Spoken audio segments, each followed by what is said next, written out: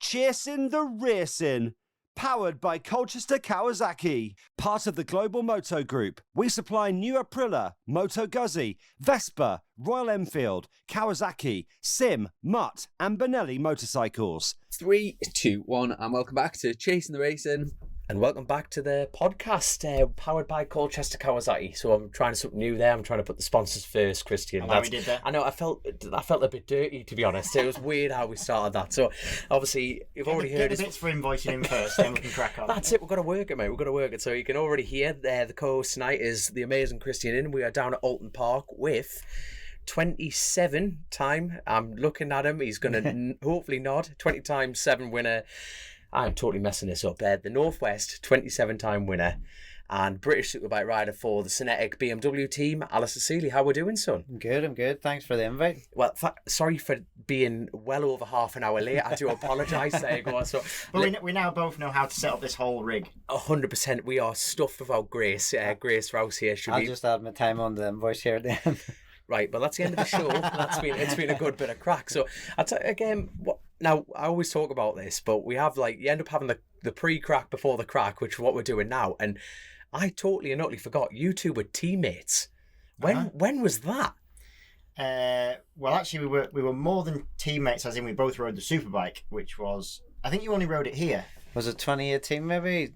I can actually remember. It's not a great memory for you, perhaps, but I picked you up. You'd crashed at Druids. Yes, that's right. And you got a lift back on the back of the bike. Yeah, nobody else would pick me up. And there's Christian. I was like, and then of course me getting on the motorbike's just a whole handling. So no passenger foot pegs to pull myself onto. So it was pretty much run and jump and get on. But thanks for the lift, mate. And the advice that weekend. I was all right in the wet, but in the dry I was struggling a bit, and I was kind of leaning on you a bit for how do you get these superbikes around here? But 18, what were you riding you were in the stock though at the time, weren't you? What was I doing at the time? It might even have been 17 because I was doing GP2 at the time with the Spirit GP2, and then Giuliano had been hurt, so obviously the 34 was on the bike. We didn't have to change numbers. Didn't have to change the numbers. No, just walked in and jumped onto his bike. Get rid of Italian Dave and replace him with Alastair. I'll tell you what, before we go back to the beginning of your career, can we talk about Italian Dave? What was all that about? There's loads of insider crack for the podcast listeners. Don't look at me. It's all his doing. Yeah, it was when Davide Giuliano came over to BSB. He was at the time pretty much one of the biggest things, right. One of the biggest World Superbike riders, Ducati factory ride. Well, Ducati's golden boy, really. I think that year he'd scored podiums in World Superbike, and he was pretty good. Came to BSB and got the shock of his life. I think he did, yeah. I'll never forget it. Right, so the first time we went testing, I was sat opposite him. We were at, I'm not sure exactly his track. It was either Almeria or Cartagena, right? And I sat down in my seat, and I was completely opposite to Davide, right? And he sat down in his seat, and first run out, and I was just sat there sort of in a bit of a world of my own. And he's getting ready for his first run out, and he's got his leathers on, he's sat in his seat, and he just puts one hand up, and all of a sudden this glove just went on his hand. Shut up, man. Honestly. Uccio. He had this dude, this Uccio. This is the O.J. Simpson of motorcycle racing. And I knew I'm never going to make it in life until I've got a man that puts my gloves on for me. And it was just so perfect. The way, his hand just went up and this glove it was like magic. It was like watching David Blaine, but a glove version. So I take it he gets his ass wiped too then. So then, yeah. Well, he got his ass wiped in the race, so he then flipping went out. Didn't know who. I don't think half the riders were him, but he didn't know who I was, and that's fine. But he didn't he expected obviously to win everything. Yeah. And then, struggled at the first round, which was Donington, which is a track I think he scored. He's certainly been on pole position there in World Superbikes. Yeah. And I think he finished 13th, was his best there. Crashed at Brands and then just went home. And just with his tail between his legs. I think he hurt himself, didn't he? He hurt his neck or something at Brands, so it was pretty much his pride, I think. Was it? Yeah. I thought it was a bigger do than what they made out to be. He was actually hurt, but yeah, well, there was the thing about it that he was hurt, but then he managed to somehow be very hurt and still ride the Honda World Superbike later in the year. So. Yeah. Yeah, So I think he wanted out. But yeah, that's Italian Dave. Italian Dave show. So Davide, it's a posh Davide, isn't it? Italian Dave. I know this is Alastair Seeley's interview, but I must do something in-house at the moment. Now, we did the last interview with just the 4 lads, and the day after, there was a bit of World Superbike news, or BSB news, the fact that your World Superbike Oulton got stricken from the records from the Bermuda ride. Oh, did you never know about that? I had no, you think Oh, you know we'll a save guy, that for another Seeley? You day. think you know a... I've seen a snippet of it. No, but I want to talk about, are you Really? gutted that's been struck? What do you mean, really? The fact that you've been the World Superbikes and, everything's been stripped away from you. That's a bit... Well, it always was. We never scored any points. So was the bike It's not new news. Oh, right. Just it's new to me. It's new to me. the right? bike wasn't It's new to me. homologated or something? No, was it was a full-on cheat. So Yeah. it was. It was. Cheater bike. It was. Well, why were you not winning? Ouch! You're not getting picked up again. Sorry, Yeah, like that. sorry, Christian. You had your chance, Seeley. You had your chance. Where did we go from here? What was your first cheating bike then? What was your... I always got told that I was riding a 750 Suzuki back when I won 2011. Yes. 2011. I remember those rumours. You know? The pride in your voice. I heard that. Yeah, I knew rumour. it. It was as well. I was on the in and it was. Yeah, 2011, so 600 Suzuki, and it obviously has a great chassis, but the engine was never really that strong, but we managed to get it to go round corners and done what we had to do to win races. So yeah, some people says that was a 750. Say what they want, trophies in my house. So, I love it, mate. Love it. but that was the year you won the British Super Sport. Remember me and Ben? So that's the main way that I know Alastair in terms of how I look up to him, because that was just, we'll get onto it, but that was some season. But let's go back. Yeah, I was about to say, that's like the main season. But that was unreal. Obviously the cliche question on this, and what I enjoy about these interviews particularly is you get to unravel, how someone actually started in racing and what the hell got you into it, son. Well, you are Northern Irish. It's like football to you lads, isn't it? So... Pretty much like a lot of lads. My dad used to do it, and all right. He sort of done a bit of road racing, a bit of short circuit. I hear stories that he used to ride the bike down the roads to Mandela Park, race it and ride it home, that type of stuff. But he always had sort of dirt bikes for me whenever I was growing up. So we were going to the fields and the police were chasing us off it because it was council property and stuff like that. So I went competitive motocross racing when I was 14 to I was 17. And then my mates started going to pubs and clubs when they were 17 and telling me how good this was, and I was like, I have to try this. So parked the motocross bike, went to pubs and clubs, and more or less finished with motocross. That was me done. That must have been one hell of a night out. Can we talk about that? You know what I mean? There was just everything everywhere. Sell it all. Sell it all. It was a hell of a club. And It's already got the name Wizards. There was a few sleeves kicking around after that. the hormones at that age, 17, like motocross just took a back seat, chasing women. Done it for 3 or 4 years, and then my dad said, look, let's go. You're not getting anywhere. Let's go and try tarmac racing. So went short circuit racing in July 2000, and the rest is history. That was me. So it wasn't really your choice. You were just sort of like, He more or less says he probably seen I was going down slippery slope, drinking in the pubs, clubs, wasting my money, pissing it up against the wall. Let's go and try short circuit racing. Bought a wee cheap 1994 RS125 Honda. We were in the 2000s, so it was a dated bike at that time, but it was more or less start at the bottom of the ladder, chip away and just enjoy it, and then things progressed and new bikes got bought. And was this obviously on native soil in Northern Ireland? Just short circuits in Northern Ireland, so I never really had any ambition to go road racing. But then, of course, I decided to do the Ulster Grand Prix, which was Dundroad 150 back in the day. Yeah. Done Dundroad 150, so I've been around the Ulster Grand Prix circuit Right. for an event, and then went to the Northwest the following year, and then enjoyed it, and I kind of was weighing up the two of them, and then I went the Northwest direction and left the Dundroad 150. You didn't know that? I had no idea about that because, obviously, with all that 27 wins, just Googled it. You thought I was just a Northwest person and never rode. Well, that's the thing, because obviously, Matt, like these questions naturally accumulate, but why not the TT and why? And that was going to be one of my questions. Why not the Ulster? But now I've been very lucky to do all three, and it's actually You love it. Well, no, but your super sport career, everything that you can do on a bike, you would think the Ulster would be a more natural attraction for enjoyment for you? It's all corners. It's all, you know what it's. I think it wasn't the. We're skipping the whole career. Let's it go wasn't. straight. It wasn't the circuit that actually done it for me for the Northwest. It was probably the whole buzz of the thing. You know, the circuit's good. Northwest, you've got all that speed and stuff, but Dundrod it's not really a great location for to have a road race. It's in the middle of a mountain area, and That it is usually pisses down, and you can go to one place for a piss up visit the Ballymac around the corner. Yeah. Whereas a First right turn left. Port Roush, Port Stewart is like Anchor or plenty of restaurants and seaside resorts and beaches and family, and yeah, it seems a bit more catchy. Right, so I think you've already answered this question, but if you could put the Ulster circuit Up at the north coast. aye, Yeah. which one would you rather do?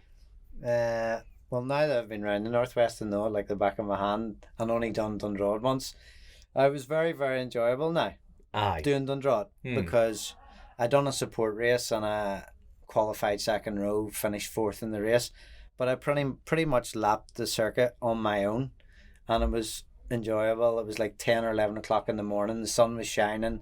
I passed about 2-3 people or something. So it felt like the TT. Nobody to chase and just me in the road.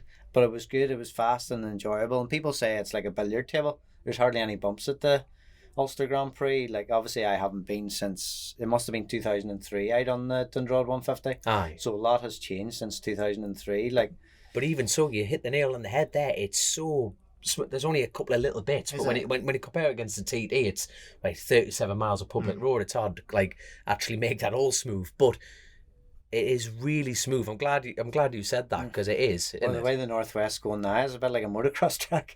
No, when you're good at it. They're putting that many patches around the place now. It's like you need your gum shield on. Bloody, I tell you what, we're skipping the whole like I could just go straight into the Northwest crack here, but I don't want to quite yet. But I must ask, like, how good were you on a motocross bike then? You know, to actually you fuck it still do a off. lot of motocross, don't you? Like, Yeah, I see you always... training wise, I think because I have it as my background. So I done it schoolboy 14, 15, 16, 17. So those 4 years you kind of get the fundamentals of riding sand and muck and dirt. Obviously it's good for training because of the physical side of it, and you know I always kind of say if we can do 30-minute motos around McGilligan, which is deep sand That's like beside the prison, beach. isn't it? Yeah. Yeah. So if you can do 30, rattle out 2-3 30-minute motos, you know, it should be equivalent to like when you go around Oulton or Cadwell. It's good for you, and to me in my career it's done me good stead, you know, for fitness wise. And is there any reason why you went, instead of going back to motocross, you went to the tarmac? Because obviously it's like you'd never done tarmac, and then you've had a bit of time off clubbing and I think doing whatever you're doing. My dad And maybe then- seen all the above, and other stuff. You mean like getting your fingers started wet? Sorry, censor that out there. I didn't know if your this is missus just- was going to listen. I'll leave it. She will, of course. She wants a mention. Hello, Dan. Hello, darling. This never happened. So why not back to motocross? Was there a reason, or was it just I think let's probably go racing? I think when I rode motocross, I was probably like really good at things like barley stubble racing, where it's really fast. Yeah. Whereas the more sandy, jumpy stuff, I wasn't really much of a jumper. Still not really much of a jumper. I would prefer to, if it was a flat sand track like which McGilligan can be. I just prefer the fitness side of it. Deep sand's hard work, but probably size didn't suit me either. Like I struggled to get on the bloody superbike and a Super Sport 600 bike. So getting on the 250F, or at the time when I was 15, 16, I was trying to climb on board a Yamaha 125 and a Kawasaki, and it was like I had a starting block, a wooden starting block. You know where you see now the blocks have came back out. It's a thing to have. Well, I should have like copyrighted them when I was a schoolboy, because I had a block, like a breeze block about this height, and only had it for like my left side. So obviously right foot on the peg, left foot on the block, and as soon as I went, that was me. So if the gate hadn't dropped, I was boof fall over. So I always struggle with the height of a motocross bike, and you see me getting on the super bike, it's a bit of a struggle. But I must ask now, the one question that always goes with the motocross question is, what was your dad like? You know, the motocross dad element, was he like that, or was he quite like, someone had to put the block there? Because you said he was an ex-racer, so at least... Yeah. Well, I've been with my lad through the motocross thing, and So what are you like? Yes. So I was always pretty calm, you know. Was. You said the word was. Yeah, I know. Yeah. Well, he's not doing it anymore, so It went that well. yeah. If you don't stretch the full throttle, you're getting off it. He hurt his knee real bad. He had to have his knee reconstructed. So Really? I kind of parked the motocross for him. You decided to. Yeah, he got from 6 to 14, and things were starting to progress quite quickly on a big wheel 85. All right. And then career was more or less. I decided he had to have his knee rebuilt, and I was kind of like at 14, knee rebuilt. Going back to motocross, I was like, I don't really want them to maybe do it again or do it to another knee, because they say when you have like a knee rebuilt, there'd be more chance of arthritis. And Yeah. I kind of, so what I done was I bought him one of these Bucci 190 Bucci pit bikes, Aye. and I've sort of took him the last 2 years to Nuts Corner, which is a go-kart track. Yeah, yeah. And you ride the pit bikes around it, and he got on well. Was racing it and got star rider of the meeting and finished like 4th, 5th, 6th, somewhere around that. For a newcomer, it was pretty good. But again, he's now hitting the age where he's 16, coming 17. He's coming to the age where he's finding going out with his mates, and he loves the gym. He loves gym life. So pumping iron and looking good for the chicks is probably his thing. So at in the moment. 3 more years, you're going to get to take him back to the tarmac. That's Could be, yeah. The bike's there. He can play on it if he wants. but you're like, going back to your story, it was a bit like your dad saying, right, you're going down a slippery slope here. Yeah. You're coming tarmac racing. Yeah. Now, is that something, knowing what you've been through, and you know how difficult the game's becoming, the politics and everything like that, and how early you've got to start to get up to the ranks. Yeah. Can you see doing that for your son? I'll wait till he asks me, because he's going to be obviously big enough and old enough to say, Dad, I might want to crack at this. Well, and depends what slippery slope he might end up going down. Hopefully he's wise enough. He's very well educated. He's quite a smart kid. And the price of drink is just disgusting at the minute. You know what I mean? So the fact that as long as he takes drink and that switches to the other stuff, you're not wrong. Spice and all that nonsense like that, it's scary when you see some of the stuff they're on now. And oh Jesus, sample a wee bit of this plant here or whatever they do. Nah, you're not wrong though, because that is a proper slippery slope. But it's like, let's talk hypothetically. You know what I mean? Where you're a father yourself. If you saw your son doing that and you thought, what other option? No, would you go down the motorbike route again and go, right, you come race with me, or what? Yeah. What would you do as parents? It's definitely like now, both being racers, superbike racers at that. It's quite. Yeah. I think that the paddock in general is a good environment to have. Yeah. To be brought up in.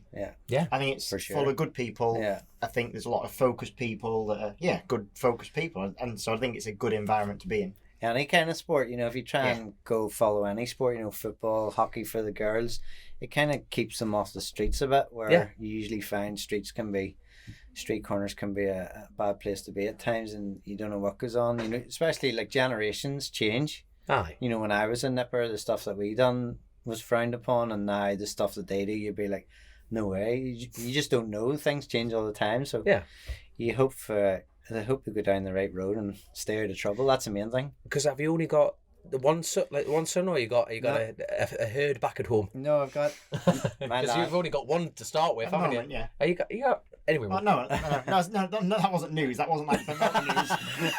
You make an announcement here, right? Yeah, we've got a bit. No, but have you got? I've got a lad to a previous relationship, and then my missus now, Danny. We have a 6-year-old Olivia. She is. You got one of each. You know the way they talk about the second child and the being crazy. Yeah. Well, I can say that Olivia is the second child, and she is mad as a box of frogs. So if she goes motocross racing or whatever, she'll be like first corner, T-bone everybody like a bowling ball. Oh, so she's motocrossing? No, I've got her a PV50. All right. But I'm kind of like, Mum would take her motocross, no problem. Yeah, but because I've been with a lad and I've done it from KTM 50 to 65 to 85 small wheel to big wheel 85, and then obviously we finished. I've been through the winters, the motocross tracks. Yeah, you've done it. I've done it. I've kind of have to go and do it all again. But if the wee girl shows interest, it's like. I mean, at the moment, it's a great time in racing to be a girl and go racing. To be fair, like there's a lot of hype around it. Well, I find the football thing has kicked off big time. Yeah, ladies football. Mm-hmm. Because of the World Cup thing, England won the World Cup.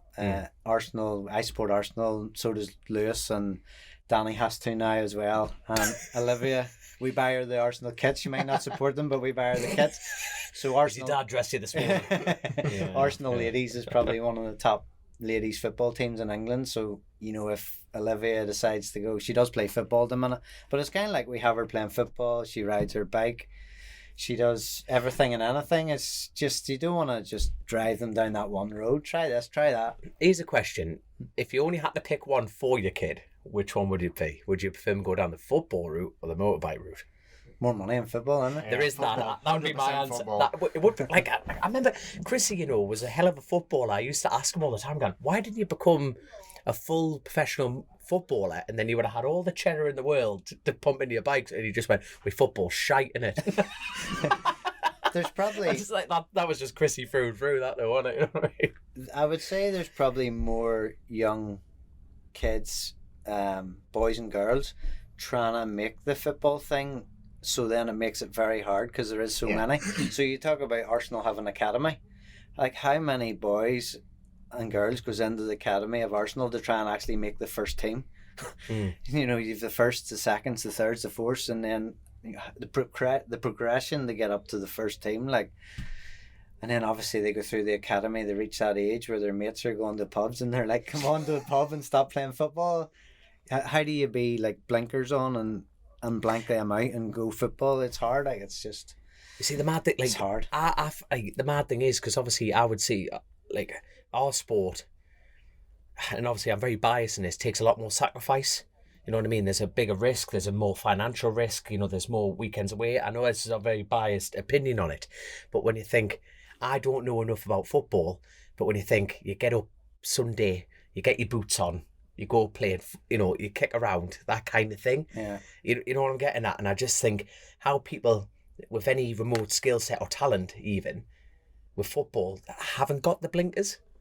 I find that quite frustrating. I think to get to the top in any sport is It's so equally as difficult, and I think actually probably them academies and stuff, there's as much probably financial put in, like you talk about, there's all the tennis players and stuff, and you think they come from nowhere, but they haven't. They flipping been in every academy. A bit like golf too, isn't it?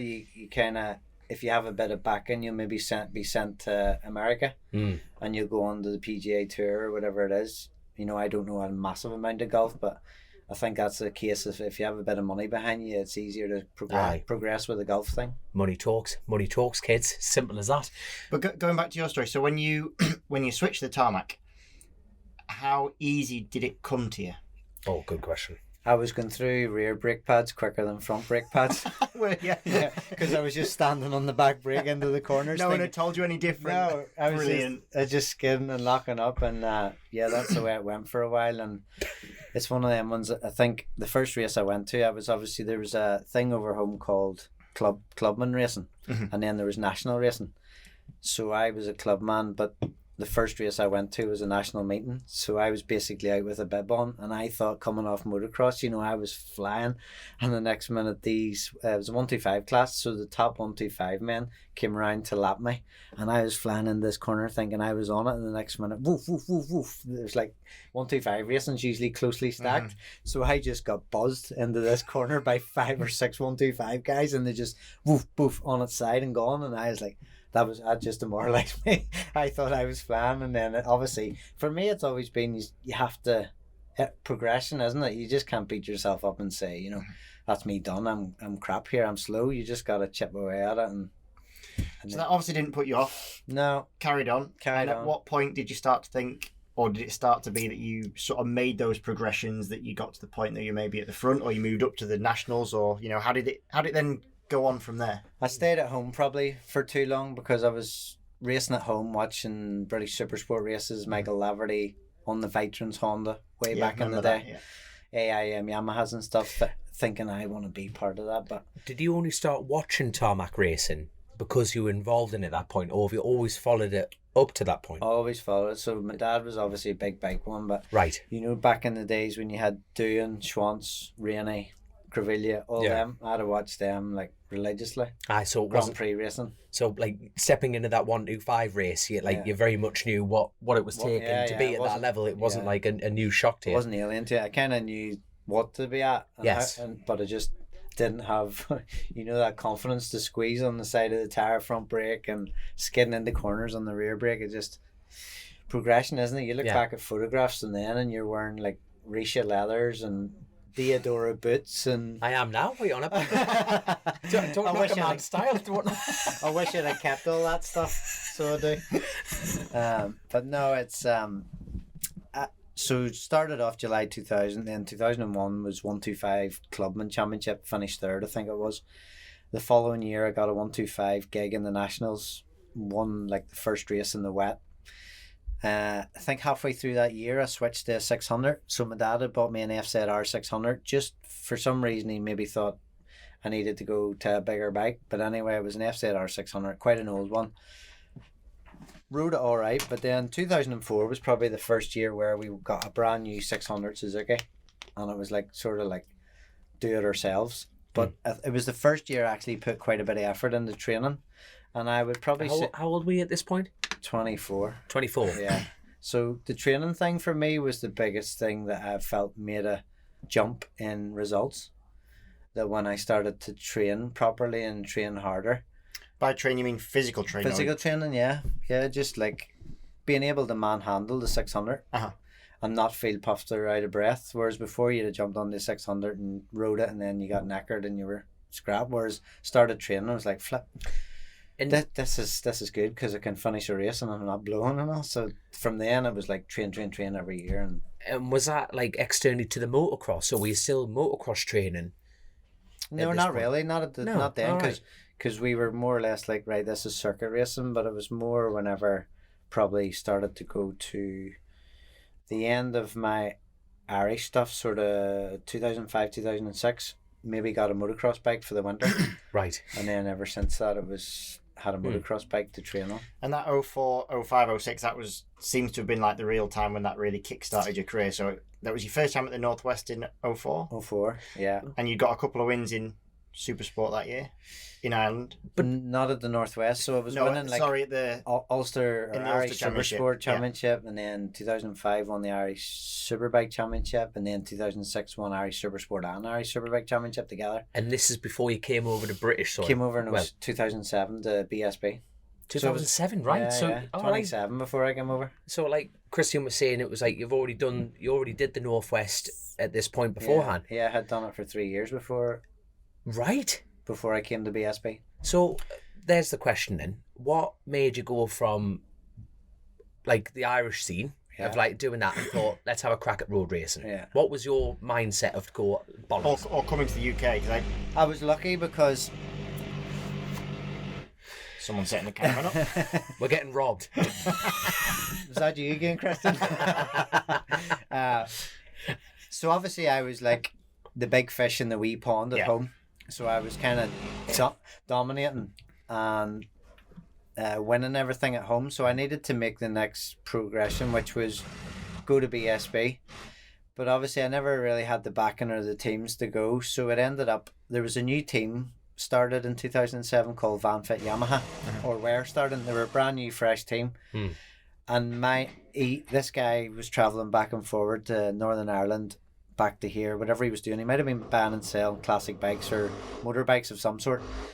He got talking to Eddie Mateer, who would have been a guy who ran a paper magazine back home, and Eddie Mateer had passed my name on to this guy who was starting this brand new Superstock team in England, and it was NCT VanFit Yamaha. So he bought brand new Yamaha R1s for 2007. I had a New Zealand teammate came over, Hayden Fitzgerald, who was obviously fast back home. So this new team was developed, and I was one of the riders, and Hayden Fitzgerald was the other rider on Yamaha R1s. And basically that was my learning year of BSB, to come and try and race and learn the tracks. And that was Stock 1000 in 07. Stock 1000 in 07. Did you have to bring money to this team? No, lucky enough, I was really straight away free ride. Wow. I think I just had to get myself to BSB and get myself home. Aye. But when I landed, everything was taken care of. So you don't get that. Including the guy who puts your gloves on. I don't have a guy anymore. It's Danny does that. But no, it was a bit. I know now it's unheard of to really get free rides at that. So soon on in your career. Yeah. However, obviously you came over as basically a 3-time Irish Superbike champion and Super Sport champion. Yeah, but I got my eyes open because the very first round was Brands GP. and I never qualified. But So, had you ridden at any of the tracks beforehand? no, Not fair. even a track day. no. Not even got any push bike to come have a pedal round. We went to wouldn't- Mallory Park for a shakedown, and then we went to Snetterton for a BSB test, and I crashed at the bomb hole. Banged my head. Rang me bell, as they say. And then we went to Brands GP, and there was 40 on the grid, and I think I was like 43rd. So I didn't qualify from first race, and watched my first Superstock race on the Paddock Hill Bend. And how did your teammate get in? I think he did, but what helped? Looking back, I think he did. But what saved him probably was he came from. Do you know the way in New Zealand, Australia they race wintertime, our wintertime? Mm-hmm. So he had had a full season of New Zealand Championship, He'd already and ridden over the winter. he came over to. That's a good excuse. You see, all them years of Irish super sport riding, he's like, I've got the excuse here. Well done, right? I've done my homework on him. This is the I crack. knew this was coming, so I never even thought out. But no, So didn't then qualify. You but didn't qualify, but then obviously progressed well enough. The main person who came to me at Brands Hatch was Billy Nutt. You remember Marty Nutt? Bloody hell. His dad Billy, who used to run the Northwest years and years ago, he more or less was standing beside me in Paddock Hill, I think it was, and he said, "Look, you don't become a bad rider overnight. This not qualifying," he says, "don't let it beat you up, don't let it get you down. Keep your chin up, keep chipping away." And of course I took on his advice and went to the second round, qualified. Every round after that qualified, and then again just progress. And you know what it's like if you get thrown into the deep end, it's nearly like you learn faster from faster riders. 100%. 100%. So, like I came in, Steve Brogan was the man back then. I think he won the championship the year before, or won the championship that year, 2007. Do you remember he had like a Tego Honda gig where it was like tennis golf? I don't remember that. So he knew a footballer, a professional footballer, Alan Smith, some boy Smith maybe, Right. and he had give a load of money to Brogy, and Brogy had started his own sort of Honda. We'll have to look that one up. I know, no, it's a shame that didn't getting football. If we could get football involved in bike racing, it would be. But we're talking about money. Have you any list change? Just start shaking them out. The Maserati's. Who was the bit off topic? Tango Honda, I think it was. Who was the guy who wore the orange glasses? Didn't he start putting money into Elton bike John. racing? No, footballer. I'm sure he played for Arsenal, I think. That's going to come to me. That's annoying. David, the boy that wore the glasses on the football pitch, and he was on the football the only pitch. one was allowed to wear them. They were like I think so, tinted yeah. glasses. Didn't he? Yeah. Edgar- Like they were like the Edgar ones you wear. Davids, was it? That's it. Edgar Davids. You wear them in the rain. And Them sort of what did he do? I thought he put some money into a team or something. No, the guy that Brogy knew was obviously must have been from Liverpool. Right. Played for Liverpool or was from Liverpool. I'm near sure his name was Smith, Andy Smith or Alan Smith. We'll have to get Brogy back on to confirm this. Yeah, but 100%. his Honda was called like Tango, so it was like a mixture between tennis and golf or something like Yeah. that. Anyway, maybe I was told that, and that's a load of nonsense. Brogy's at home now. Can't he actually believe that? What a dick. Brogy was the man because he was qualifying pole position. No, and Well, obviously I came over and I was like looking up to him, but I remember like following around places like here at Oulton Park and just learning. Like when he passed me, I was like, "That's how you do it." So you just learn off faster riders how you're supposed to do it, and pick up on things that they do. I tell you what, I must go back. I must go back a few.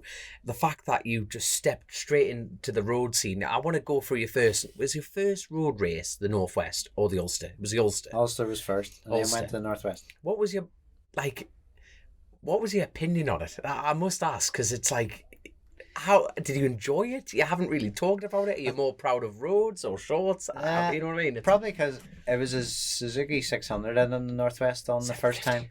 So Are you even bored that? I didn't finish. 820. It might have been a 600 because we didn't do very much on it. To be honest, I can't remember very much of the first few years.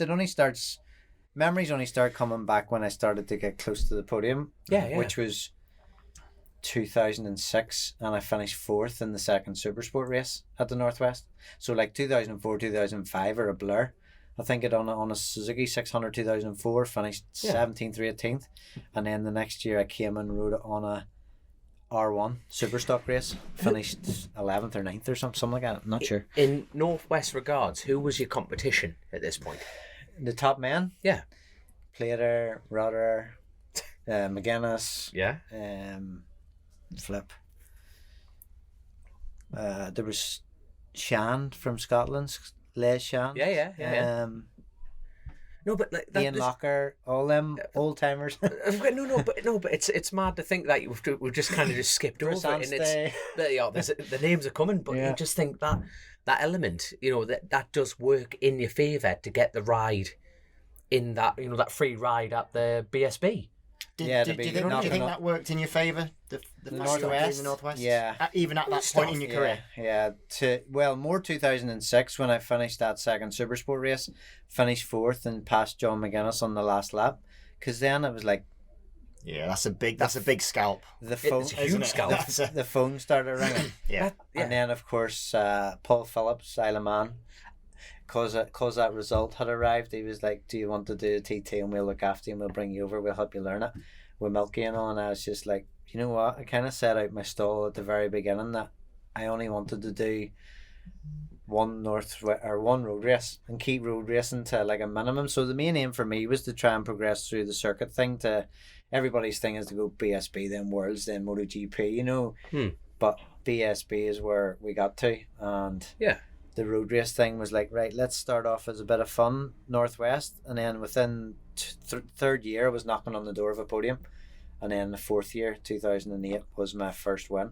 Yeah, so that I was just going to say that first win came in that year when you were, I guess, building up your time in the UK. Oh, sorry, 2007 was a podium result, and then 2008 was my first win. So it kind of went from fourth to second podium in 2007, and then 2008 was Dyson with Relentless Suzuki boys, Cameron Donald, Bruce Anstey, and I was on the JMF Yamaha just kind of holding station, and then Bruce passed Cameron on slipstream into Juniper, overcooked it, went across the grass, and then I went past Cameron too, kind of followed Bruce through on the slipstream. Bruce couldn't get turned, and then I just nipped in and got me first. Do you know, it's amazing watching that story being told. It's as if like it was 5 minutes ago. I know, that's what I mean. It's the fact so that clear, isn't it? Yeah. In your own mind, that's mega. You just replay it over and over and over again, don't you?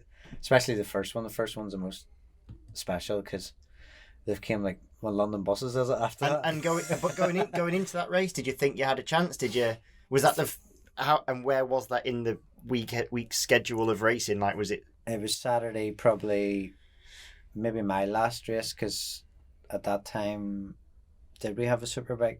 I can't remember.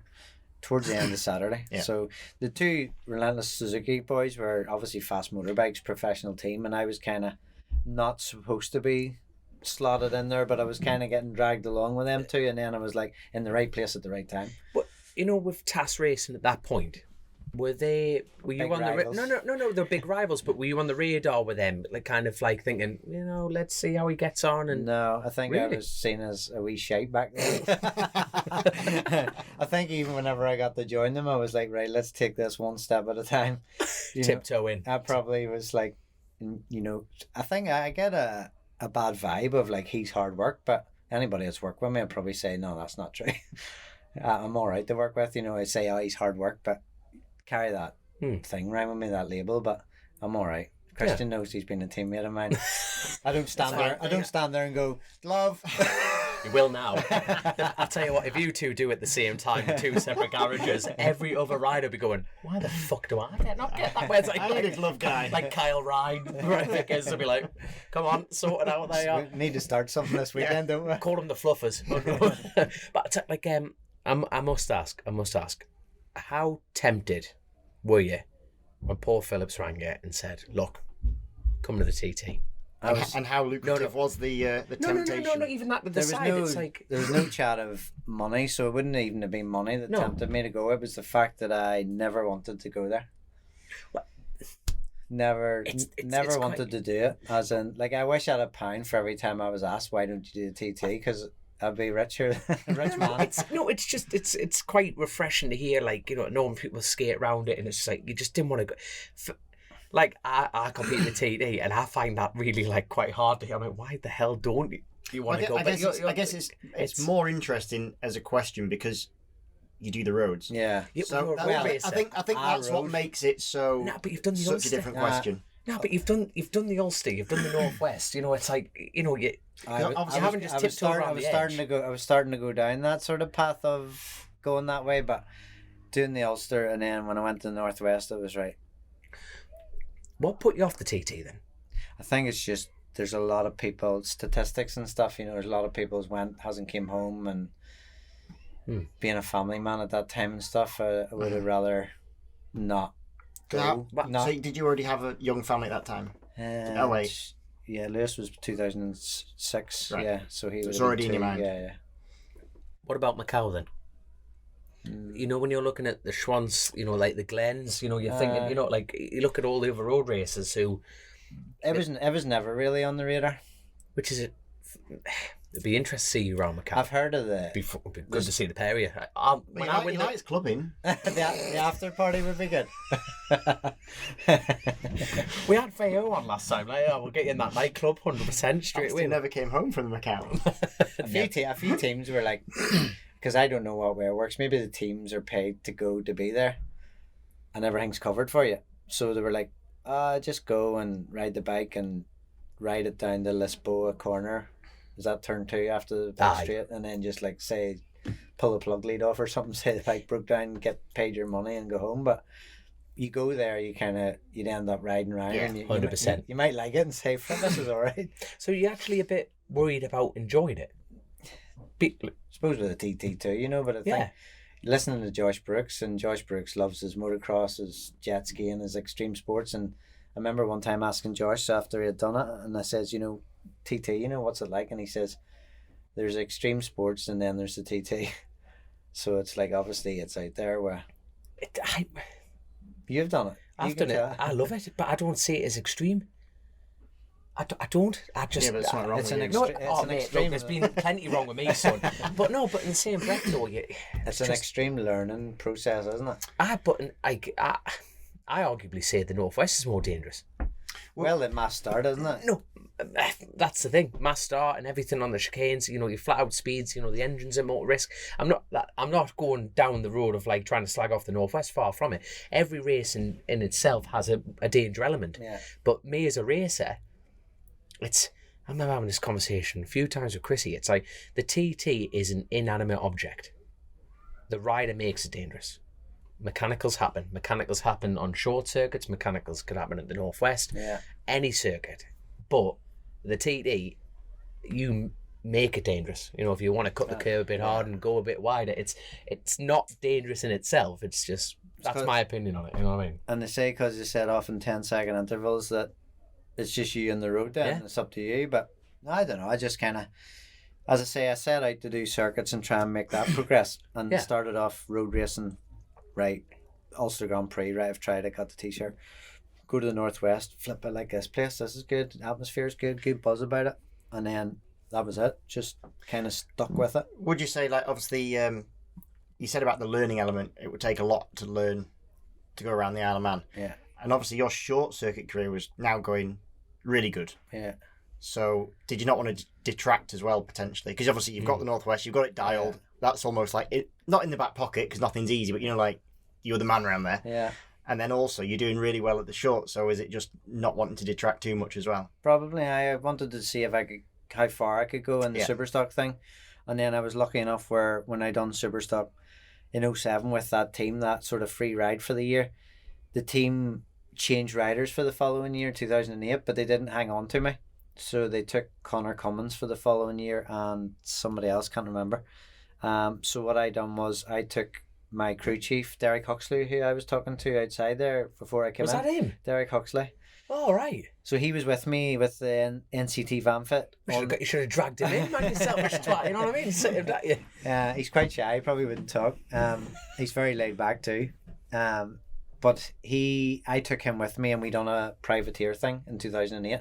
So the Yamaha R1s that we rode in 2007, more or less, we went and bought a 2008 Yamaha R1, which didn't change bike. So he had all my information from 2007, and then we kind of went with a van and a bike in it, and some tools and a spare engine and stuff, and done it out of the back of the van. But it allowed me my second year in Superstock 1000. Yeah. So the first year I think I finished 10th in the championship, and the second year I finished 4th. Even after not qualifying at the first round, there was that much progression. Yeah. That's amazing. Yeah, I think in the first year did I or didn't I? I might have finished on the podium maybe once or twice. That's incredible. I think towards the end of the year. Yeah. But then the second year, we definitely knocked out a couple of podiums, but it must have been consistently around third, fourth, fifths to finish fourth in the championship. And that's what sort of drew the attention of the Relentless Suzuki thing. No, it actually came about through. So 07 was NCT Vanfit Yamaha. Then 2008 was a privateer. It was actually called Ray Estates Yamaha. Personal. Rare Estates. Ray. Ray. You know, like Johnny Ray. Oh, Johnny Ray, right? Like fucking Rare Estates. It's just how we say. It's like how we say mirror on the wall. Mirror. But that's another thing. Well, we've just named the title of the show for that. Grace, yeah, how's she going to spell it? She'll figure it out. Have a look in the mirror. So, 2008, Ray Estates. There you are. 2009, JMF, Yamaha. So 2009, that new Yamaha came out. Was it the Big Bang? Yep. That bike was brand new. And JMF, I had roads kind of... 2008, I was doing my own thing over here, but also going home and riding for JMF at home. So I was more or less cleaning up at home, riding Mandela, mostly Mandela, on the JMF R1. So I was doing a wee bit of this and I'm doing a wee bit at home. So JMF were more or less like, right, you were doing a lot of winning for us 2008. You've spent 2 years in Superstock in England. So for 2009, we're going to go and buy a brand new Big Bang R1 and we're going to go to England with you on the JMF Yamaha. So we done the first round and we won at Brands Indy on that new Yamaha. And then there was a... Is that solely because of the new bike and the everything about it? In your opinion? Well, Richard Cooper was on one, and I think, I'm not sure where he finished. Was he on the coordinate bike then? Yeah, yellow and black, wasn't it? He's a question. Are you the same stature and height as... I think Richard's Cooper? slightly taller. Really? Slightly. There's maybe about an inch on it. So he's... Manish. I was wondering who can get on the teacups and who can't. He probably looks more comfortable. He looks more comfortable getting onto it, whereas I like. You think I'm getting onto a horse the way I swing my leg over? No, but it's like you know when you're talking about like the power to weight ratio, shall we say, in a riding. You think you're two lads in superbike class. It's stock class. Winning races. As we let's touch on it. So, two lads that are smaller in stature. Do you think it's helped you in some respects? Do you think it hinders you in some ways? The whole getting off the corner. Because you have an interest in riding, like even you were at the test and you were riding around with us at Silverstone. Yeah. And just riding with you, it reminded me of your style and how well you get off the corner. You probably get off a corner better than most people, I think. But that was in a damp session. Yeah. That's traction too. Do you reckon? I had traction and I was kind of leaning on traction at Silverstone. Yeah, possibly. Yeah. So like out of turn one, I think, did I pass maybe you and Bridewell or something around the outside? But it was basically just... See how we got that in there?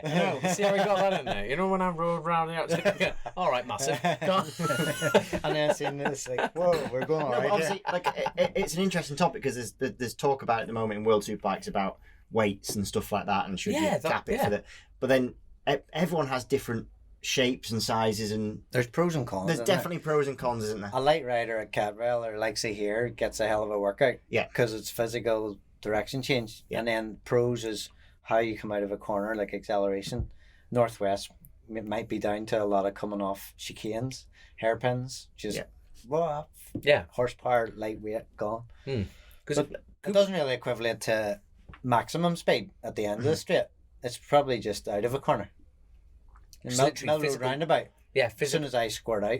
Yeah, it's physical weight on the bike. Weight, or you think that also helps how you sat on it? You do think I don't move on it like a... Well, that's the other thing. You've got a different riding style, as in, and that is. Did you put that down to you, like your shape, or do you put that down to the style that you sort of developed? Yeah, just kind of. It's because you don't really put your knee down either, do you? Yeah, I do scrape it, but then I'm carrying a massive lean angle when I do. So like if the side of the fairn's there, my knee, like, I'm not sticking out. Like, you see some people, like, 90 degrees and the knees out, and there's the new set of sliders every time or every session. I touch it down very rarely, but when I do touch it down, the bike's, like, like we're carrying 60 degrees of lean Yeah. angle around here, and it's like massive. And then they talk about, well, you can't squirt on 200 odd horsepower and 60-degree lean angle. It doesn't work. So then they're like, well, try and like weight a bit, get it up onto the fat part of the tire. But I've been so used to riding 600s on the side of the tire that you can whack on whatever 135, 140 horsepower on the side of the tire. Yeah. It's a different story on these big bikes with 200. You just can't. But it is interesting. You see, like, I think you have a similar riding style, sort of maybe to Lee Johnston. Those sort of, he doesn't really hang off a great deal. It's funny how the riding style suits, I would call the it size of economics. Well, do you know what? I know we're going to get there finally soon because I loved it. But like when you and Ben Wilson were going at it, you could not have had two different riding styles if you tried. And it actually used to grate on me quite a lot because the when you watch the races back, because I was in those races, but not as far up as you guys because you were like you two were at the front.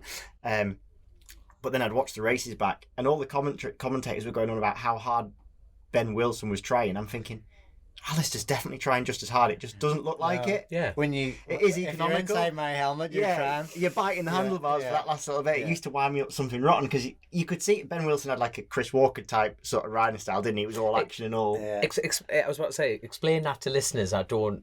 Like, I haven't seen a Chris Walker side. Is it more Spanish, more elbows, or was it more... Yeah, it was just all over the place. The bike was always moving, wasn't it? Whereas you're a bit more static on the bike, and the bike always looked like it was on rails, but you're both trying, like, absolutely to the nth degree. It was... Yeah. And it went from the first lap to the last lap. We were like, the first lap was like the last lap. It was between them two, yeah. Especially like Brands GP. We were passing each other about 3 or 4 times on the first lap, and that just continued, and...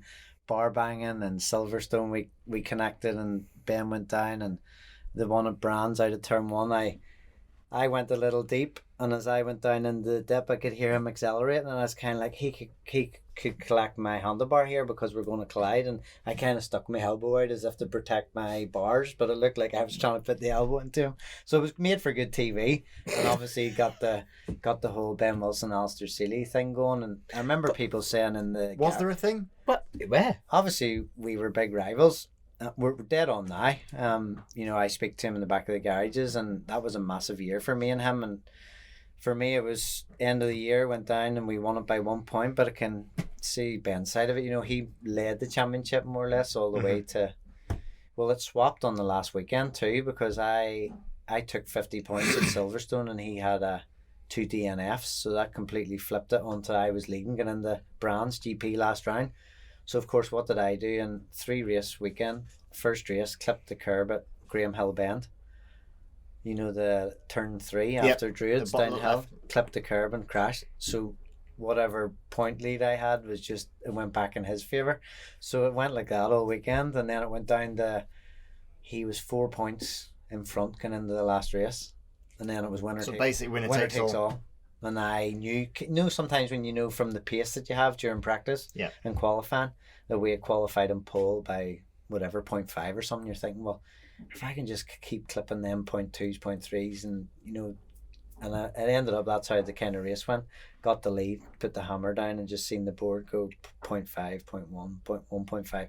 Got it up to like 2.5, and then was like, right, just control the race and just keep it there. Because I can remember being on the grid for that race, and you could feel the shit was going to go down. You're like, no, but like sometimes you go on the grid and it feels different to other times you're on the grid, and it wasn't because of me. I knew it was because of something else that was going on. It wasn't my sensation. It was the sensation of, you could feel all the fans' expectations. Holding the breath, yeah.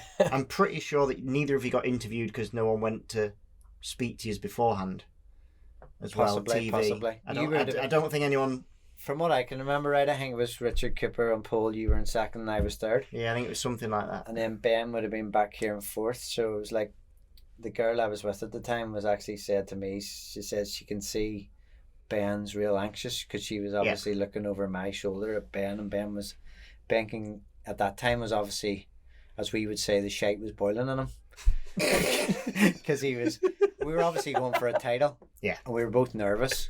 But it's how you kind of come across as controlled nerves. So on the inside, you were... I was kind of like... Was the shite coming out of you, whatever you said? Boiling I think he showed it more. I was a bit more like sunglasses on, cool character. But I knew what I had to do, and I think I had the sort of upper hand as my consistency of lap times for the Brands GP was that little bit more consistent than Ben. So all I had to make sure and do was try and just keep clipping fast laps off. And Ben was kind of like, when you're hanging on. Yeah. And he was pushing, and then the rear was letting go, and he made mistakes, and it kind of made that 1.2, 1.5. And obviously that was like, he was on the edge, and I was just I kind of like to get to the front and try and bump, hit my apexes, do my thing. But sometimes in Supersport, you never got that chance to do your own thing. So 2011 British Supersport champion. Yeah. And then obviously we won stock in 2009, you remember? Well, I was going to say that, so I jumped the gun a bit there, but going back. So the JMF thing, I won the first round on the Big Bang, and then we had a bit of call it a fallout, an altercation with the team manager. So an email was exchanged, and that was me finished with that team. So I was kind of like, flip, I've just kind of been more or less sacked or whatever from JMF here. So phone Philip Neal and says, any chance of riding one of your relentless Suzukis by TAS Racing? And he, with them big teams being Suzuki backed, it's not just Philip has to say yes, it has to go down the avenue. Sponsors and people. So it ended up, we spoke, he says I'll get back to you, and it ended up, it was agreed, but it was on a like 1 round by 1 round basis. So we'll see how this goes, and then we'll see how it goes. And obviously you dominated. And more or less I came here, I think this was round 2, qualified pole, won the race, and then I was like, right, we'll go to the next round. Don't know if a pole, might have been Donington Park, I think I did get pole, won the race, and then obviously won 9 races, and won championship, won all 9 races. And you know, going back to like the style question, how much did you change your style from the Supersport to the big bike in order to win that championship? Not a lot, or no, I was going the other way. I think so you already come back from. Oh, right, yeah. So I was riding thousands, yeah. I think the secret was I rode 1,000 in 2007 for NCT VanFit. I rode 1,000 for Ray Estates in 2008. So I'd done 2 years on 1,000. So you kind of get the gist of how to get the best out of 1,000cc. And then I went in 2009, and I said to JMF, look, this is my 3rd year in stock 1,000. I want to try and go for the title. And they believed that. And then whenever we split, I told Philip Neal, look, I've trained hard this year, harder than ever, and I feel like 3 years, this is my year. And he believed what I said, and he gave me an opportunity. And obviously I proved by doing what I done. Yeah. Won a race, brought him a title. So then got a Superbike deal for 2010, but then 2011 I didn't get a Superbike thing extended, even though I was top rookie and finished 6th in the showdown. I think that was the first year of the showdowns, 2010. Yeah, it was. So I made the showdown, me and Michael Laverty, but I never got kept on the Superbike deal, which would have been good to try and progress through Superbike. And sorry, why was that you didn't get kept? I don't know. I just kind of think because in your first year in Superbike, one to get in the showdown, which was top 6 back then. Yeah. Was and you won a race. Brands Hatch wet race, won a race. I don't know, I think I never really questioned why I didn't get it. It was more or less I stayed with the same team, but I got a Supersport gig. Yeah. And probably Supersport would be more my size and stature, so I was pretty happy enough. But thinking back, it would have been nice to progress Superbike again. Because you look at sort of Peter, a lot of the Superbike guys have been in Superbike for a long time. Yeah. So you learn how to get the best out of a Superbike, or how to ride tires, or how to throttle input. I've been going from 600 to big bike to 600 to big bike. So when you ride a 600 for so long, you can be greedy on the side of the tire. And like, I'm kind of trying to tell myself on the BMW at the minute, the Cinetic BMW, to corporate whore. I still call it Tyco. It's so hard not to. It's so hard. You're allowed to. You race for them. It's so difficult. That's when it was. Yeah, it went relentless Tyco. It just, I don't know. It's just when you. It was for the so I'm just trying to. They're telling me 60-degree lean angle, plenty of horsepower. You've got a bit of traction to try and help you out, but just try not to be so greedy with 60-degree lean angle. Try and sort of weight that little bit, and then fat part of the tire, and you'll get the best out of the drive and all. But it's trying to compute that in here. It's like you know, even like talking about the style element. It's like, I think from an outsider looking in, your style very conservative, like you say, but also aggressive. And that's what led into like the Wilsons. It's like led into, there was a little incident with like Lee Johnson at the bottom of Metropole. There was like the William. Would you say your style is aggressive? I don't know if it's the motocross thing, because obviously back in the motocross, it's no holds barred. It's Is that your night out, your motocross? What is that? I'm getting mixed up here. There.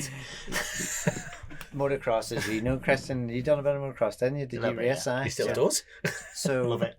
So it's like turn one, it's elbows out, you know, and even in the race, people will push you over the berm or show you the ropes and all. It's just, it's a bit more cutthroat motocross. So I don't know if I've done it through schoolboy days. And then I probably have a little bit of fire in me too for just who I am. But, if it comes down to the last lap, you'd always say like certain riders you wouldn't want behind me. So I probably get seen as flip, you wouldn't want Seeley behind you, have a go. But you want to win races, you got to have that little bit in you to try and push on.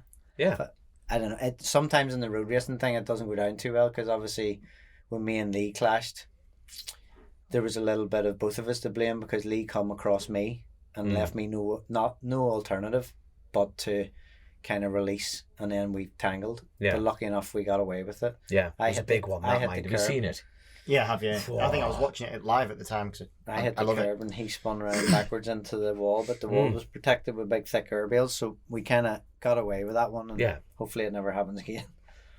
Has it been like any, after, so one, we'll briefly touch on these moments and then we'll move on from them. But I know where you're going. I know you know where I'm going with this one, but have you ever had any aftermath in the paddock after these situations? And like one particular was like, when you cross the line with Kennedy. Yeah. And you were both like, it was like, now as a fan of bike racing, it was outstanding. They were kicking each other. Brilliant. And it was like, mate. Well, Jack kicked me. I didn't.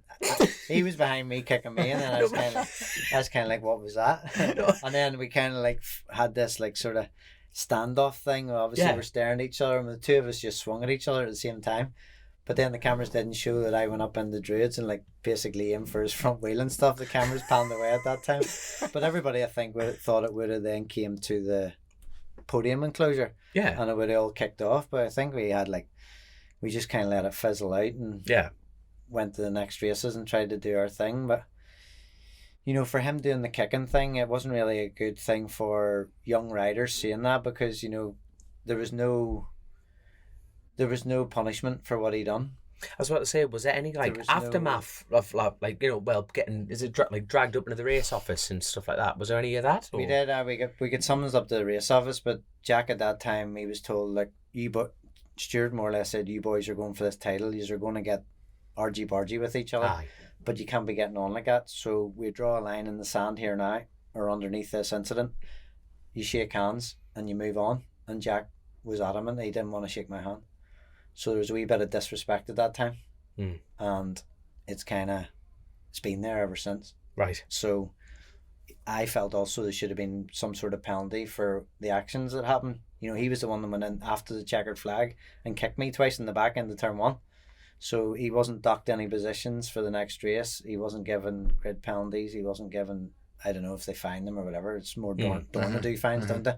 BSB don't do it. So I was kind of like a wee bit miffed as to there was no punishment for his actions.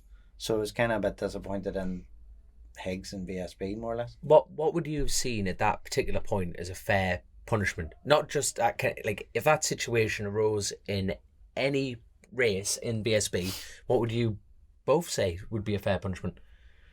Back of the grid. I personally think stockade. And I'm joking. No, but no, but you know what I mean. Though it's that kind of thing because yet again I'm talking about Chrissy, but Chrissy always the rules element. It's such a difficult situation because you need that entertainment, you need that room for flex, but obviously violence on track at any point is obviously it's frowned upon. It's a difficult one because at the moment there's a lot more race control intervention, shall we say, than there ever was even a few years back. It's changed a lot, but there is also, you've got to be careful not to take, kicking is not racing, but you've got to also be careful not to take the racing element out of it. Yeah, that's Rubbin's racing, isn't it? I think is finding that fine line. Obviously, that was a very different situation. That was, and I wonder if it was different because it was after the flag as well. I wonder if that has any bearing. Once the race is finished, I wonder if you can crack on. You usually fist pump or shake hands, but you don't kick somebody like. That's probably what you're trying to do. Just a new way of doing it. I'm still trying to get this. I want to do like a charity boxing match, and you two on my head title fight. 100%. It's like, what was that MTV show? Is it Celebrity Deathmatch or whatever? Something like that. Big Alastair boxing. Seeley and Jack Kennedy. Although People would pay. Imagine that for charity, right? Yeah. You know what I mean? Imagine it. People would queue like a proper closed-in UFC style. You know, he's mates with McGregor, mine, so I think he'd be a right handful. I think that's probably what happened. He thought he was Conor McGregor. He grew into this Conor McGregor. Like, you do nothing. You do nothing. He's Italian, is he, Dave? Not very good at that lingo down there. But no, so Glenn Irwin talked about he thinks it would be a great idea to get this white collar thing going with the BSB crowd or road racing or whatever and match up. Like he thinks obviously me and Lee would probably be more for the stature. Nah, you and Kennedy, 100%. Chuck you in. Hold on, I've missed this idea. So we're all gonna go boxing. That's what Glenn thinks, that it would be good to get everybody. I think it would be, honestly, I think Glenn is 100% on the money. I've said it for ages on this show that there should be a charity, all in the name of crack though. But imagine if, Yeah, but it never is in the name of crack. You know, like you I can't- get. I have a list of people that want to line up against me. So there's a Jack and Lee and Ben Wilson and Right. No, whoever else I rubbed up over the years. Do you have to go kissing? what everyone in the Alex paddock. will be like, he'll be like the conker, wouldn't he? They have to keep going because everyone wants to fight that conker, you know. Put him in the oven for a bit, harden him up. Dunk him in vinegar. It's like the charity football matches. They just tried to break me so that the football matches. Gary Dunlop ran them, didn't he? Yeah. We need to get something like that. That would 100% happen. But okay, who's the most dangerous man in the ring in the BSB paddock? No, screw that. Put everyone together. Rhodes. Royal Rumble. That You went mean, right over it. who's the hardest man? Okay. Take Phil Crow. Who would he put against Phil Crow? Well, no one, right? Phil Crow's in a different fight class. But I think Hickey would be a good goer. I think he'd. who would you put Hickey against? I think you'd be quite a hard fight because you could just box round everyone. I think everyone would die of exhaustion before they got. I'd cry. Once you get a punch in the nose, it's like it's all right sparring and hitting punch bags. But once somebody heads back at you, it's a different That's story. true. Like my mate, I started training with a lad who did a bit of sparring. And he was like, "Right, come on, we'll do a bit of sparring." I was like, "Yeah, cool." And then he punched me, and I was like, "Whoa!" Had you headgear on or no headgear? Yeah, we had headgear on it, Yeah. and he even was like, "Well, I'm not even hitting you." I was like, "Well, fucking felt like you were hitting me." Do not hit me. Whatever you Well, do. I'd been practicing on the bag, and it's great because that doesn't punch you back. Yeah. Like literally, the second someone punches you back Yeah. in the face, It's a you totally lose. different story. I was just flailing with my eyes closed because I didn't dare like open them. Windmill. I was. It's just pure flail. We went to boxing I was about clubs to say, for training and stuff. But again, it was all the boxing training, which is very beneficial because the core stuff that they do is just unreal.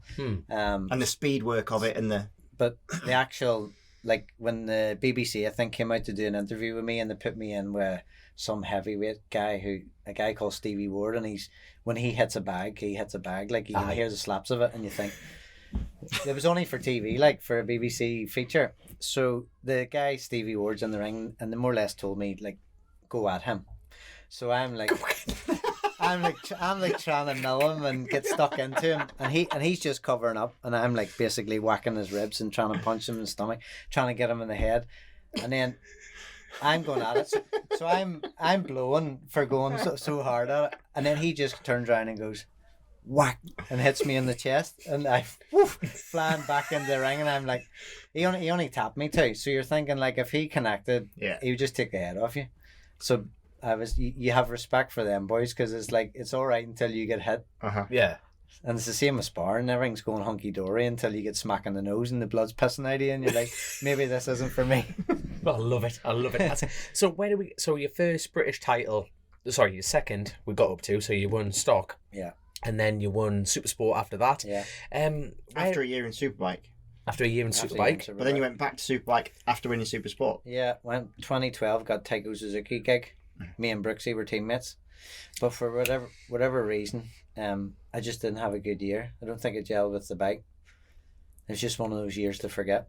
Was that when, I tell you what, that one, every time I put Croft on, because it's like a North East Club meeting, right? Yeah. That'll be the year before when it was Was it Brogy. I think you're thinking of the Brogy one. Brogy, but I'm sorry, I watched that on repeat. McGuinness won, Scott Smart's bike shit itself across the line. Oil everywhere, McGuinness is doing a unreal. wheelie, and it was just The best last lap ever. wasn't it? 100%. Brogy just went, fuck you. And you Let the could brakes hear up. the That was, scouse like, fuck you, bang. That was 2009 when I won the stock championship. So obviously I had won it at Cadwell. So we went to round 10, which was Croft. Aye. Bruggy had had enough of it at That's stage. mint. And we were jockeying and battling, and Bruggy was actually leading. Do you know that sunny in, sunny out? Yeah. Yep. So, and then you go up there and you go into a left and then into a right, and then it's got like two parts of that right that squirts to the Yeah. Well, I actually went underneath them on the two squirts to the hairpin, and he's like, fuck this, I've had enough of you, you little fucker. And he just let the brakes off, and I was about to turn in, and It was great. Amazing. Because he was fully on the endo doing it, wasn't he? You know, like it was just. yeah. You know He's what? like, you're not getting it. Nah. Not another one. Even if I don't, you're not getting it. It was one of them. You know what I'm enjoying is the fact that you're lighting up when you talk. Like normally we speak normal. No, you are though. You know, like normally a lot of riders going, oh fuck, I remember that day it was shit, or no, you know, stuff like that. But you know, you dish it out, but you can obviously. Take it too, yeah. So you have to. Have you been upset with any dirty moves on you? Apart from being kicked. Gary Mason took me out at Croft into that last corner, into that hairpin. Okay, worse than that Brogy moment. Yeah, was Bruggy that- only brushed me, whereas Mason cleaned me. Okay, okay, if anyone clicks on 2009 Croft, there's a huge difference. That I would class That's that a as brush, apparently. Okay, in Seeley's opinion, that's a brush. So you getting taken out is a big claim. Yeah, because we both stayed on the bike. To me, that's rubbing. Whereas I got clean, basically. I think I was already set up for the hairpin, and boom, Gary Mason just fucking root plowed into the side of me. He stayed on, and I was picking myself up off the dust. So to me, that was a dirty move. That's the only one I can really remember. Yeah. Yeah. I think I've done more dishing out than I've actually received, so I'm all right about the whole thing. Hey, good on you. But like, so, I always believe, like, if you give it, you have to be able to take it, and vice versa. aye, You know what I mean? sport, isn't it? You need to man up a bit. Yeah. Yeah, if you're going to dish it out, fucking hell, you got to be able to have it back, haven't you? Yeah, for sure. But 12 was, by your own admission, maybe not quite as good as you'd hoped. No, so that year, obviously, I was riding for Taiko Suzuki, which good established team, and whatever happened, it didn't work out. I think it could have been coming from a full year of riding a supersport bike, trying to jump back into superbike thing. Yeah. With, at that time, there was no traction assistance or no electronics. It would have been just... And was this because you'd ridden, at the end of the year before, at the end of the Superstock year, you got to ride the Evo bike? I was the first rider to ride an Evo bike. Yeah. So they put a stock engine into a superbike chassis. Yeah. So you were basically the test pilot for the rules we have now Yeah. in BSB. Yeah, it's mad how you look back at, like, even the GP2 thing. Yeah. I was a bit of a crash test dummy for that too. Yes. Was that the Spirit bike? Yeah, No. yeah. You won Yeah. that championship though, didn't you? No, I was winning races, but I kind of wasn't supposed to be there. So you talk about atmosphere in a or a podium enclosure, Parc Fermé. It wasn't great because it was like, what's this little... Yeah, fucker? like a race within a race when it was. Yeah, I was kind of mixing with the leaders of the Supersport race in 2017 on the GP2 bike when it shouldn't have really been up there. So I was like, I was winning races, and then I was coming into the podium enclosure and like parking my bike in number one slot, and no, come you back out of there, you're not supposed to be in there. And then the Supersport guys coming in, and it's kind of like you could hear like, oh, what's he doing in this, and he shouldn't be in here, and he's wrecking our races and all this. But it's kind of like water off a duck's back. I was about to say, how like, you know, a lot of people would take that kind of like those situations to heart and say, well, I'm not doing it, I'm here to race. But like, And what advice would you... No, that is going to be the question, you know what I mean? Do you actually thrive off that? You know, any negativity that comes your way, do you actually just keep it coming, son? You know? I was just enjoying racing because to be at the front of Supersport races on something that really shouldn't have been there was quite good, because I was getting the best out of a package that it chattered a lot, so we had to deal with chatter. And then at the very beginning it was a Triumph engine, so I'm not too sure when you rode the Triumphs, was there an issue with like a cough in the first part of the throttle that the Triumphs coughed? No, ours was pretty good, but it might have been due just to put it in different chassis. They don't always like the same thing, do they? Or ECU or something wasn't 100%, matched up. yeah. So this thing had a cough coming off the corner, plus it chattered in a few corners, so it wasn't like the ideal bike to be on. But we were mixing with Supersport and winning races, and I think some of them have won comfortably too. I think Snetterton might have won, Thruxton have won comfortably. But post 13, so how many wins are you up to now in the Northwest? We talk about them as if it's like a given, you know, like Aye. which it shouldn't be. No, they started to come along. So like got my first one in 08 and then won another stock race in 09. Then 2010 was a big year because I went to the Northwest and I won the last main Superbike race, and I might have won a 600 race that day as well. But the main Superbike race, you know, the blue ribbon race, the one everybody wants to win. So it'd been 13 years since a local guy had won the Northwest 200 Superbike race, Philip McCallum. And I went out on the Relentless Suzuki and won the race. Against Stuart Easton. Right. Passed him at And what was he on at the time? Swan Honda. Right. Very fast in a straight line, and then There's another road race that never did the TT. You know what I mean? yeah, but he done Mackay back, and he loved Mackay. He's still the Yeah, last right, one right over. around He's there. just Yeah, and again when we move on to 13 and 14, me and Stuart went for the championship in 13. Mhm. 13. So I was riding Gearling. So that was another thing. So me and Ben Wilson had such a ding dong championship in 2011 that for 2013, me and him were teammates on the Gearlink Was that- Kawasaki's. was it the Rossi board in the middle, or was it like How was it for dinner at hospitality every night? I had my crew. Elbows, my macaroni cheese.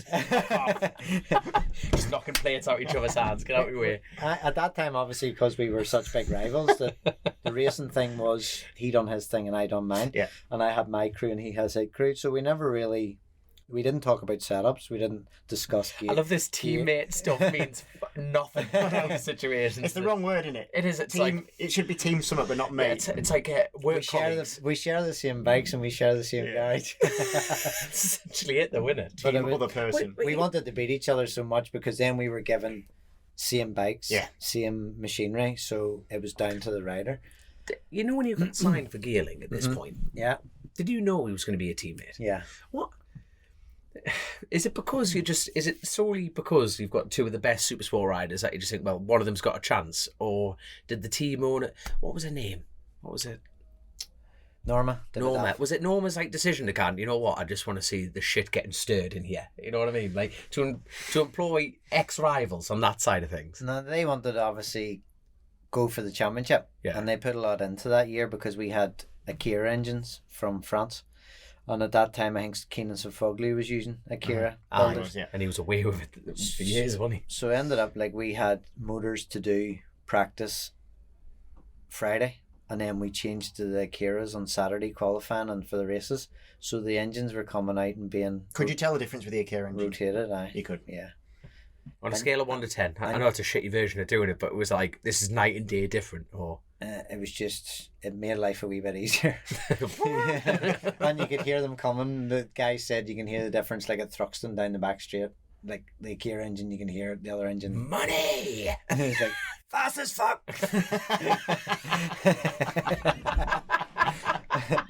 and obviously it was a good strong year because me and Stuart went to last round, He was on the race. Martrain bike, was he? last round. So you'd been in this situation before. Last round went down to, and again, Were you feeling confident? Because obviously you said on the last one you Yeah. felt like you had it. So in this one, was it similar or was it? no, Stuart Different. was a bit more like, you know, Stuart's pedigree. Yeah. He had been and done it in Superbike. Mhm. So like he was winning races around here for fun, I think, on like him and Tommy Hill around here. Yeah. Way back in the day, the two of them had kind of checked out, and Stuart was just like, what do you call that word begins with M? Like Methodical. no, there's another word. Is it metronomic? Is it What you mean being just boom, lap bang, time, yeah. lap time, Yeah, yeah, metronomic, just bump, bump, bump. And Tommy Hill was trying everything, and Stuart was just pinpoint accurate on that Honda. I think it was a Swan Honda, and he was good. But obviously with his experience, like I remember he rode Monster Mob 749 Ducati, and at that time I was watching Supersport at home doing Irish Championship BO1 was it that one? way back. Yeah. And Stuart had been here a long time in BSB, so to race against him, he was obviously going to be a harder cookie to crumble. And it went to the last round, but it ended up, I think I might have been robbed. I think somebody crashed at turn 1 Paddock Hill. Red flags came out and they took it back a lap. The only lap that Stuart led was the lap that... And was that enough in the points? So was it also close on points? Yeah, so I think Richard Cooper was in the mix too. Okay. So there was me, Coops and Stuart, and the rain had came on. and I think that's why the person crashed at Paddock Hill, because it started to get greasy. And because they went down, it was quite a big one, so it was red flagged, and then it got took back a lap, and Stuart was leading that. I think it was the only lap he led. It got took back to his lap, so he got the championship. And I was kind of, do you know what? I took it not too bad. I think because I had 2 British titles, I was like, wasn't being greedy. I don't need 3. It would have been nice to get it, but I didn't beat myself up because of the whole way it happened. Yeah, I suppose mentally, was it easier to take or harder to take in terms of it wasn't you that lost it as a big, because the race never went to its last lap or to the finish. Like if you'd lost to Stuart in a straight race, do you think that would have been harder or easier, or do you feel more robbed because it didn't get to take him to the end? I think the more I think about it now, like, because it got taken back a lot, it annoys me a bit more now, but at the time I was kind of like, I just passed it's it what off. it is. Yeah. But then do you know what happened as well? I had been signed by Martrian 3 rounds prior to the end of the season, so I had a job security for 14. So Stuart was moving on and I was jumping onto his bike, so it was pretty much like, I've lost the championship, but I'm going to the championship when I'm back. So 14 again, it went to the last round with me and Billy McConnell. You love a last round. Don't I? Well, sure, that's the way Stuart Higgs wants everything to go to the last round to get the crowds in the game. Wait. Are you just thinking of the crowd? I'll roll this one. I was thinking of Stuart all the time, but Stuart doesn't think of me all the time. But that's the way it was. Billy McConnell, Billy was on the Smiths Triumph, and Garland was his teammate, I'm near sure. Good strong year on the Martrian bike. We won quite a bit, and Billy, I won he only had to finish the last race in such a position, and he done that. He finished within, like, he only had to finish above 11th or something. So it's a bit different to the other ones where the other one was last race, winner takes all. Whereas this one, I won the last race to kind of prove I was still fast and I could still ride the Martrian bike, but I'd lost a few points during the year, and kind of Billy got it by finishing enough points to get the championship. So then that was 14, and then so for 15 I went to the Tyco BMW and stock class, and again went to Silverstone, the penultimate round, and it was me and Josh Elliott. Josh Elliott was on the Morello Kawasaki ZX10 and I was on the Tyco BMW, and we were nip and tuck all year. I think I led it for a bit, he led it for a bit, and it ended up, I went to Silverstone, and if I had won Silverstone, which we were for in line doing, it would have went to a last round showdown at Brands GP.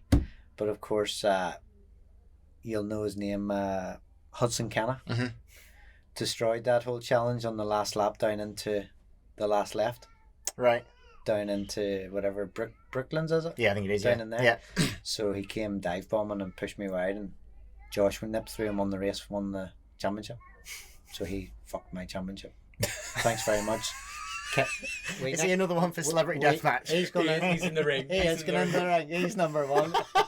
Canada cunt. He got his nickname, Canada cunt. Yeah, that's sorted, absolutely. So we had words in the pit lane after that. Oh, so which words? Which words did you choose? They weren't pretty. It was pretty much. I had heard that he was on a BMW that year too. Yeah. And we were obviously like sort of the official BMW thing, and he wasn't getting any help, so he took it upon himself to kind of ruin our championship. So he got the nickname.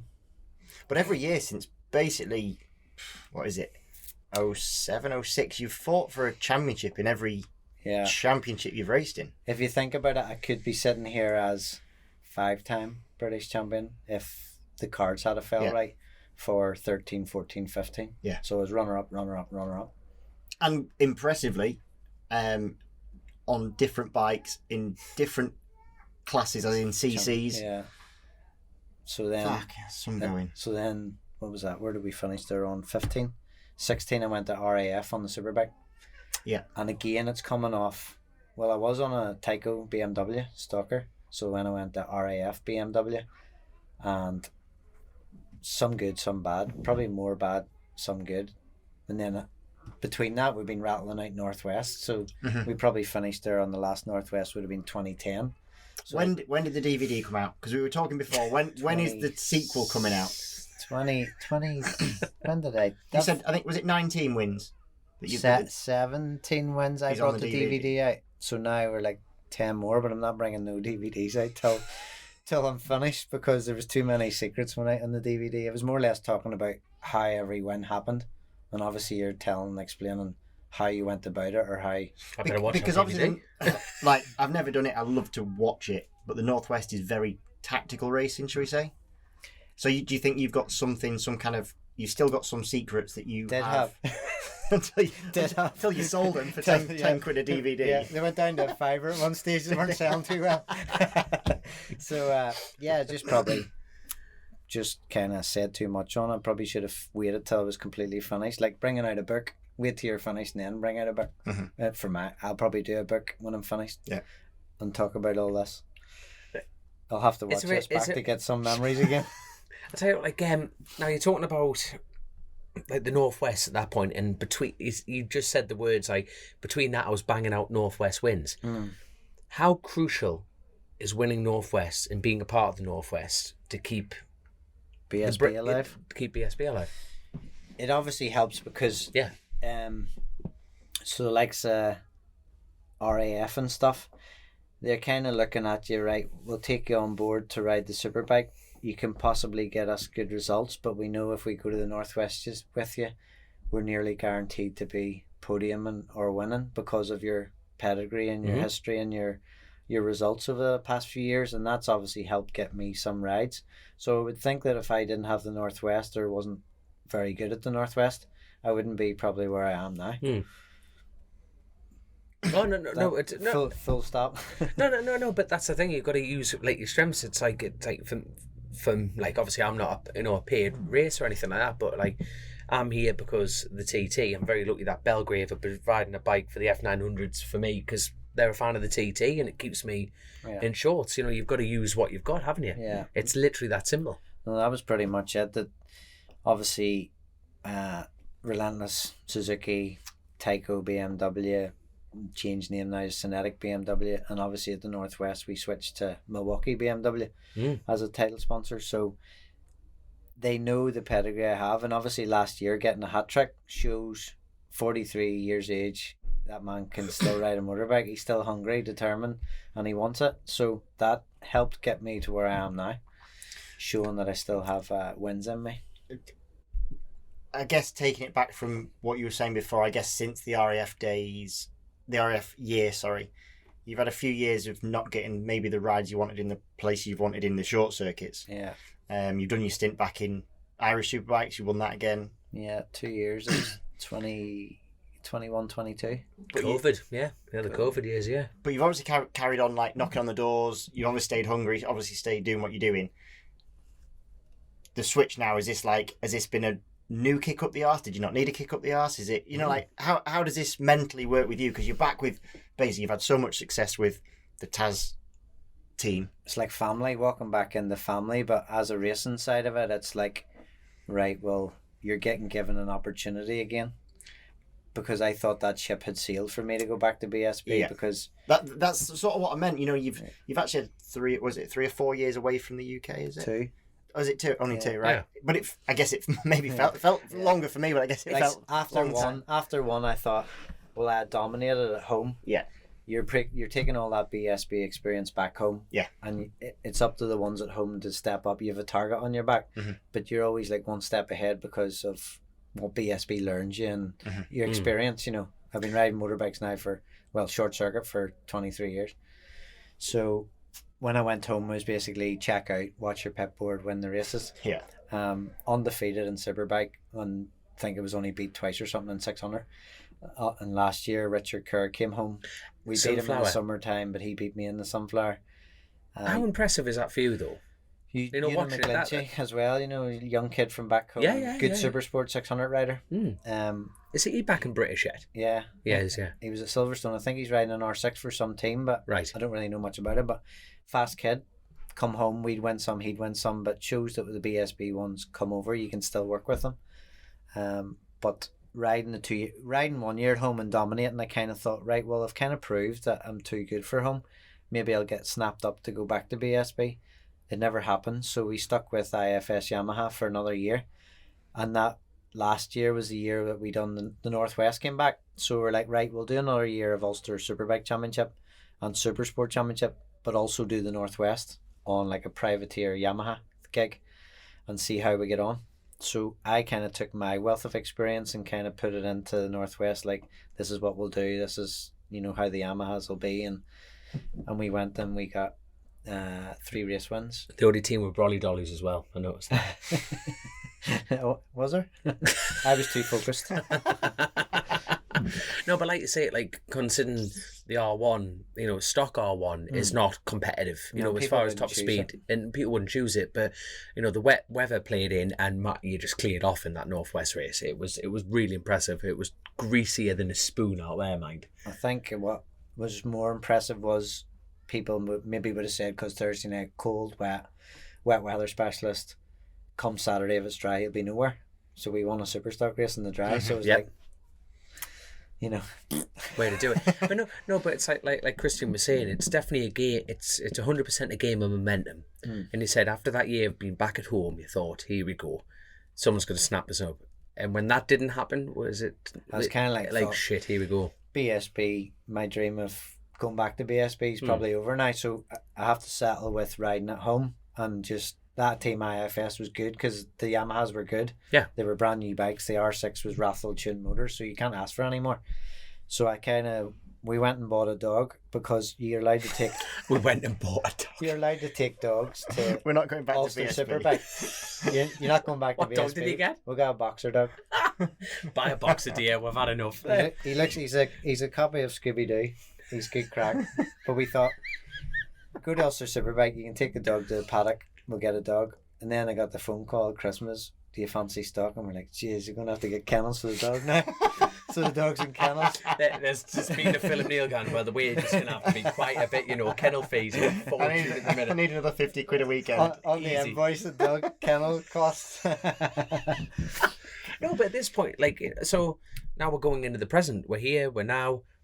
How are you feeling? Is this like, you've got to make it work, or I was like, more so Spanish testing and BSB testing. I was really apprehensive and nervous, because being away for 2 years, you think, how much has the game moved on? How much has the level moved on? In 2 years. In 2 years. Yeah. And I'm like, I get the Silverstone test, and obviously with being damp and all, things was quite good. And then come to the first round, I was kind of like a little bit off the boil.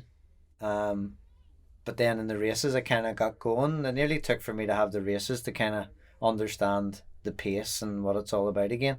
We didn't have a good qualifying because of quick shifter. When we put the new tyre in to go, my first flying lap, the quick shifter failed. So when it's not working on the blipper and the quick shift, it's a lot on one of game those. Over. Yeah. So I pulled in and ended up like 19th, qualified 19th. So it was like, flip, what am I, 7th row or something? So it's a long way back. Just try and salvage and pick them off, and went to 10th in the race, 19th to 10th, and then was 12th in the grid for the second race, and went to 6th. So 6th was happy with 6th, like, because we're always making progress. It just shows that qualifying's so important, and I think I need to just flick the switch back to qualifying. You need to get a really good qualifying over here, and it's part of the, it's a lot of the game really. I'm not getting a good qualifying over here, and you nearly need to leave a brain in the toolbox at times. So I guess the goal, even though you've been away from BSB for 2 years, the goal is no different to what it always has been. Try and get up, because you know, I've been with the front runners before. You know, you know, I've battled with Billy for years, went for championships with him, Oulton, but then there's on Linfa as well. You know, I've raced superbikes for years, but there's the new breed too. There's the Talbot, there's the Bourne, and these kids I've never seen or rode with before. So it's kind of like, these are the new elbow draggers. Yeah, I'm the old school static, like sat in it. So I feel like it's too late for me to nearly change to the elbow drag thing. I'm just going to have to try and do the best with what I can't blame the machinery. The bike is very good. It's very fast as well. So I just have to try and just keep chipping away at it. And I think we're at the start of the season. We're in second round Oulton. I just go out and try and do the best qualifying, and we've only one race this weekend, so everything has to go into that one race. But at the same time, in the back of my mind, I've got the Northwest next week. Yeah. And I have a full stable of machinery to ride there, and I have 2 days of testing next week after this weekend as well. So I've kind of it's busy. I've just seen one of his machines. I was about to say, this brings us back up to the perfect little thing. So I don't know what you two are now. Back to teammate. Explain the situation. No, yeah. So it's a bit like you said. You've already seen the bike. I've just been and had dinner, and I was like, Wilf, who's my boss, what's going on with Alistair's Ducati? Like, I don't understand. So you're riding a Ducati in Supersport? Yeah. So this came about because Hutchie was due to ride it. Yeah. Right. Hutchie obviously had the stroke and had the license Of course, revoked for the year. So the bike was sitting there being prepared for him to do Northwest TT. He was going to do the TT on it as well. Yeah. As far as I'm aware. That would have been amazing. Yeah, that was the plan. Oh, I know. So it's quite a sexy little thing. What, right. It's absolutely amazing. I know you're scared of going in our garage, but you have to see this thing.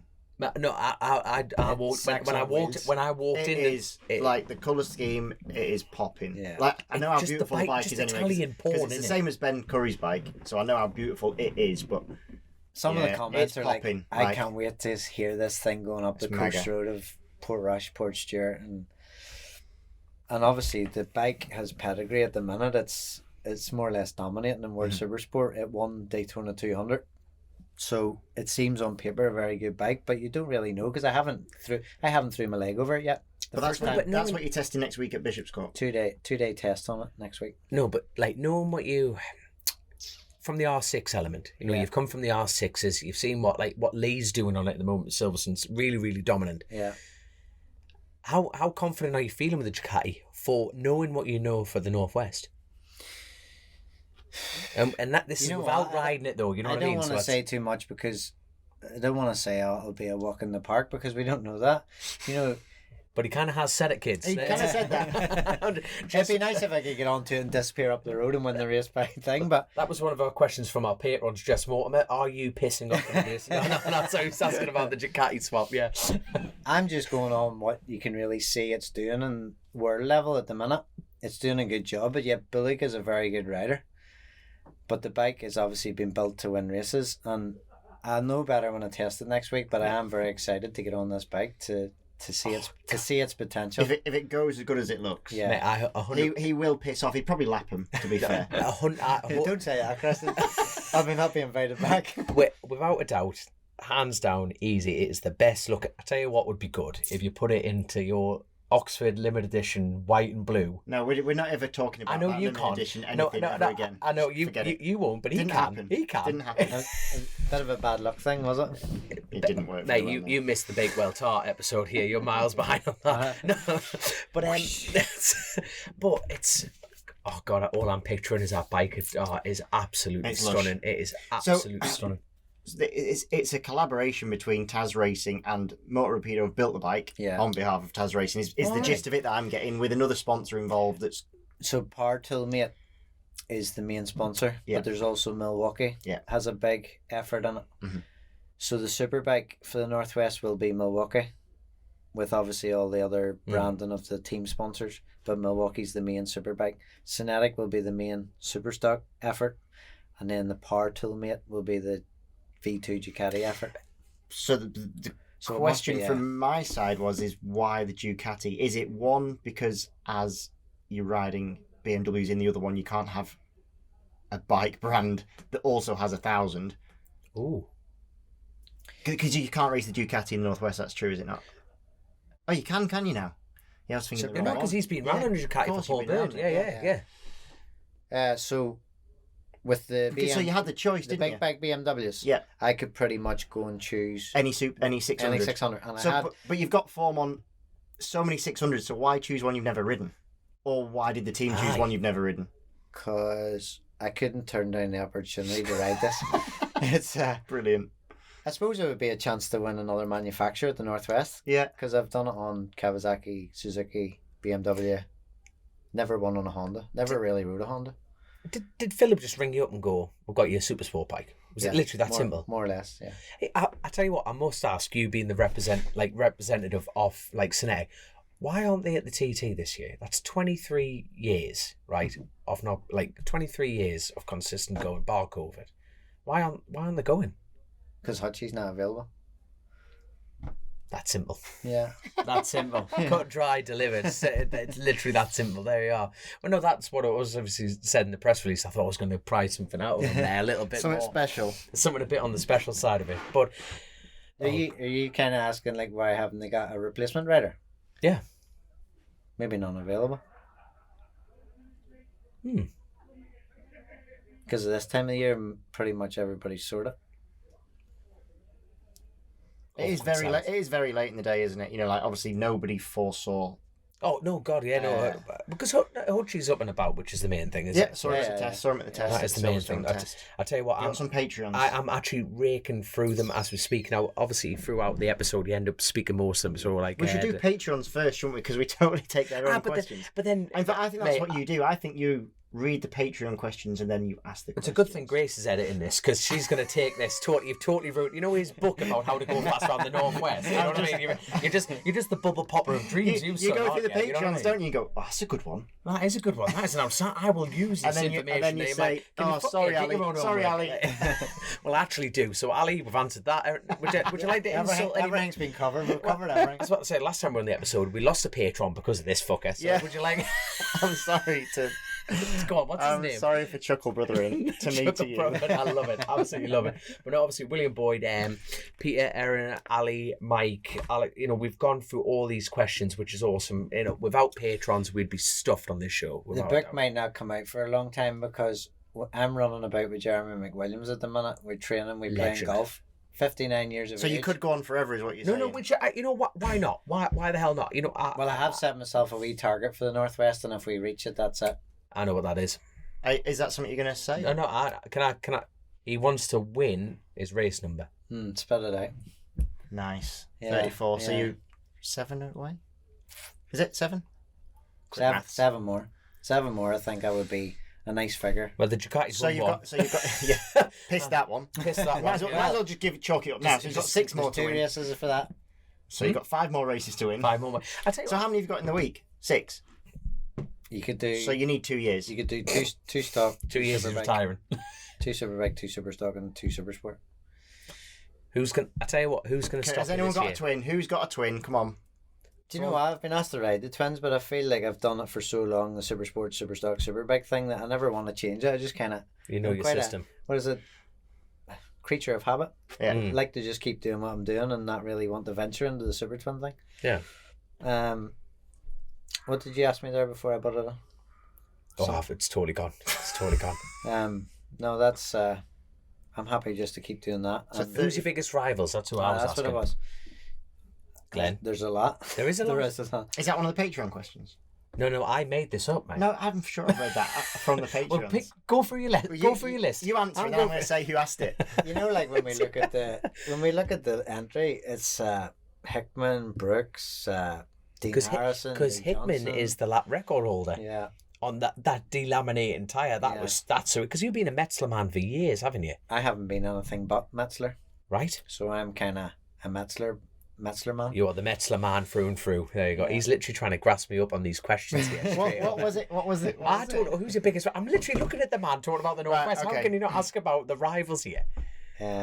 It's similar. So Ali did ask. It's similar. It's very similar. Who has been your favourite and who has been the worst rider to race against? Stop trying to get the favours back of the patrons, right? This is the... Who's been the favourite and who's been the... That's from Ali Hodges asked who's been, your biggest rival. Who's been... Maybe not rival, but just the best and worst person to race against. Yeah, that's Ali's question. Go for it. Probably that year with Ben Wilson is obviously stands out, you know. But was he good to race with? Yeah, because it was all pretty fair. You know, there was never really... The only time whenever I put my elbow out to protect my brake from getting wiped out or whatever, the bars taken out of my hand, people thought that was us starting to get aggro, but there was never any really contact. It was just good, clean, fair racing, and we went at it. And we just passed everywhere we could. Inside, outside, you name it. But it was good to race with him. And obviously, I can remember at the end of that year that one of the mechanics told me that So obviously the super sport race would have been out racing, and then the super bikes were the next race. So mechanics were preparing super bikes for the next race, but when our race was on, they were dropping tills and just watching us on TV. They were like, "This is brilliant." Forget about fixing them bikes. We're watching this. We're watching these two boys cut shade out of each other. Way to do it, man. It's a way to do it. I'll tell you what, we've actually got an audio from Phil Dyke. That's the one. Thank you very much. Me North East education there really failed us on that side. Mirror on the mirror. No, so we've got an audio side of it. Now, for £10 a month as a patron, you get to do these things. So he's got a question and we'll play it. So you'll be able to hear this through your headphones. So I think it's a 2-part question, isn't it? So I want to ask what the 2009 TAS Susie was like to ride, or how good was it? And as a second question, what's the best feeling bike you've had that you've ridden where it ended up where the lap times weren't competitive? Oh, That's an interesting one. Go Good question. number 2. Go number 2 there. That is awesome, Phil. That is awesome, mate. So a bike that felt really good but never produced lap times. Yeah.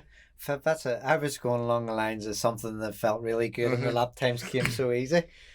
And So which one was that? That would have been so in Northwest Supersport Race 2018, EHA Yamaha R6, and I had Adrian Gorst, crew chief, and I just felt that the connection I had with the bike, that I could just flick the switch and disappear up the road.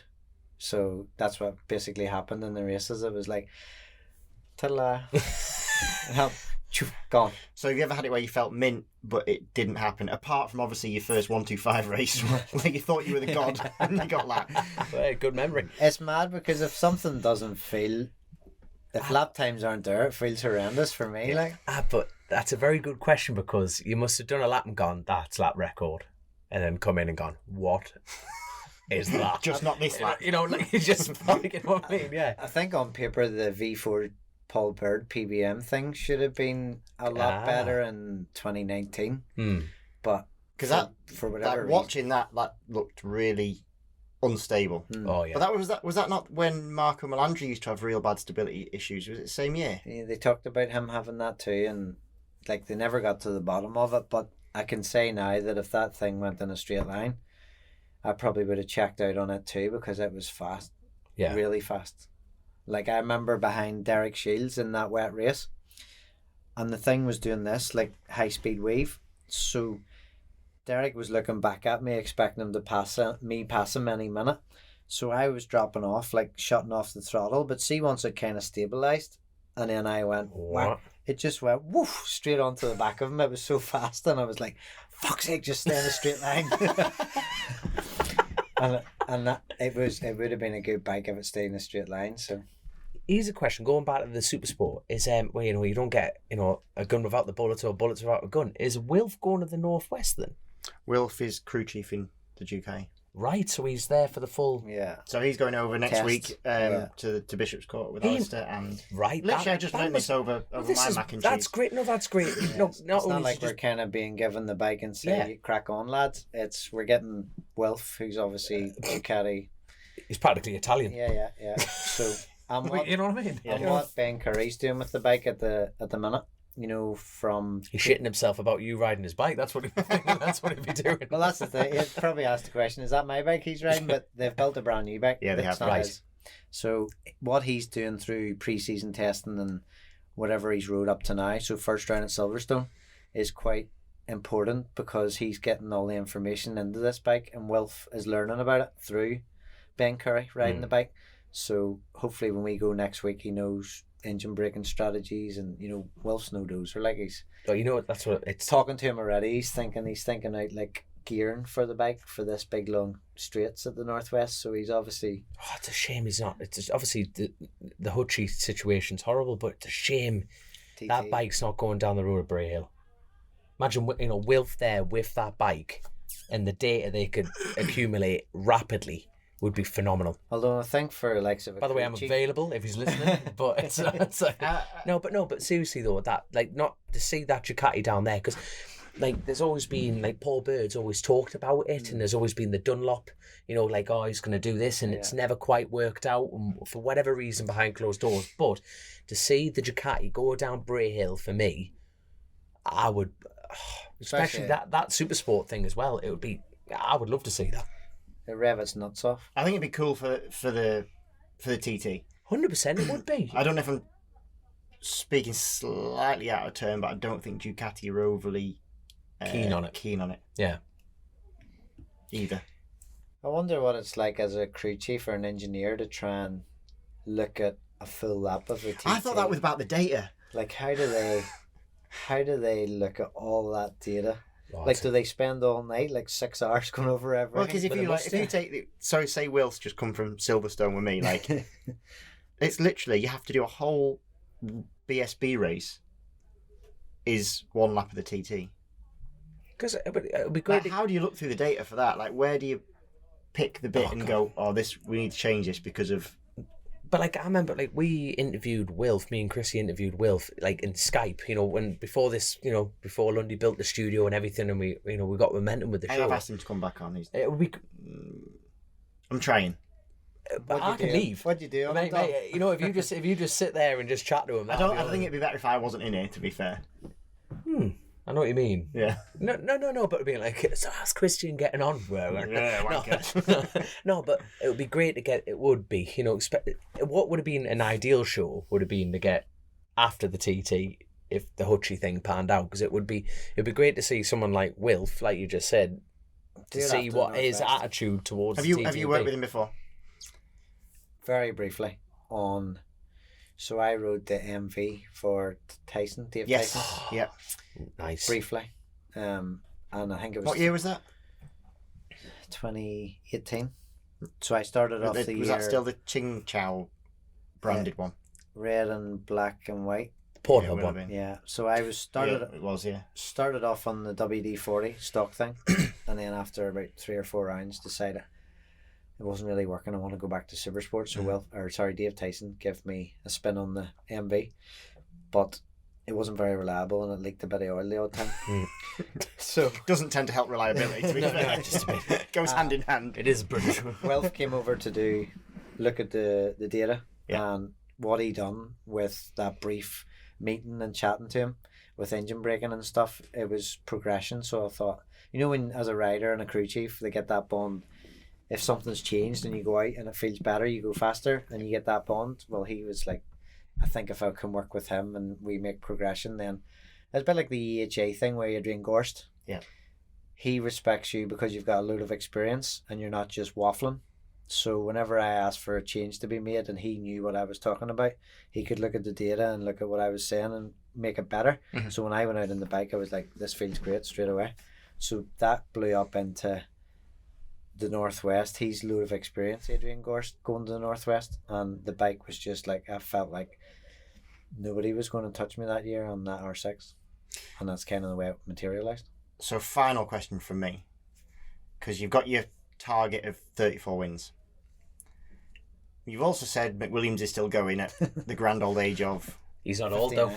59. I resent that comment. He's not old. He races motorcycles. The grand young age of... Thank you very much. He puts pressure on us, doesn't he? That we can't actually... Does he ever? He's mint. He's just got that, that fire. He's never less than 10 tenths either. He doesn't like... That's what I mean. He's got like age is just a number. You know what I mean? He's not just like sallying around, is he? Like collecting a paycheck. He's just... the gum shield is in and he's going, but you're having it. I blame his MotoGP days or his Grand Prix days. He's angry and he's an angry man. It's great. He just hangs it out. Anything he does, he goes out in the trials bike and he'd be the first one to go at something that's sketchy. Mint.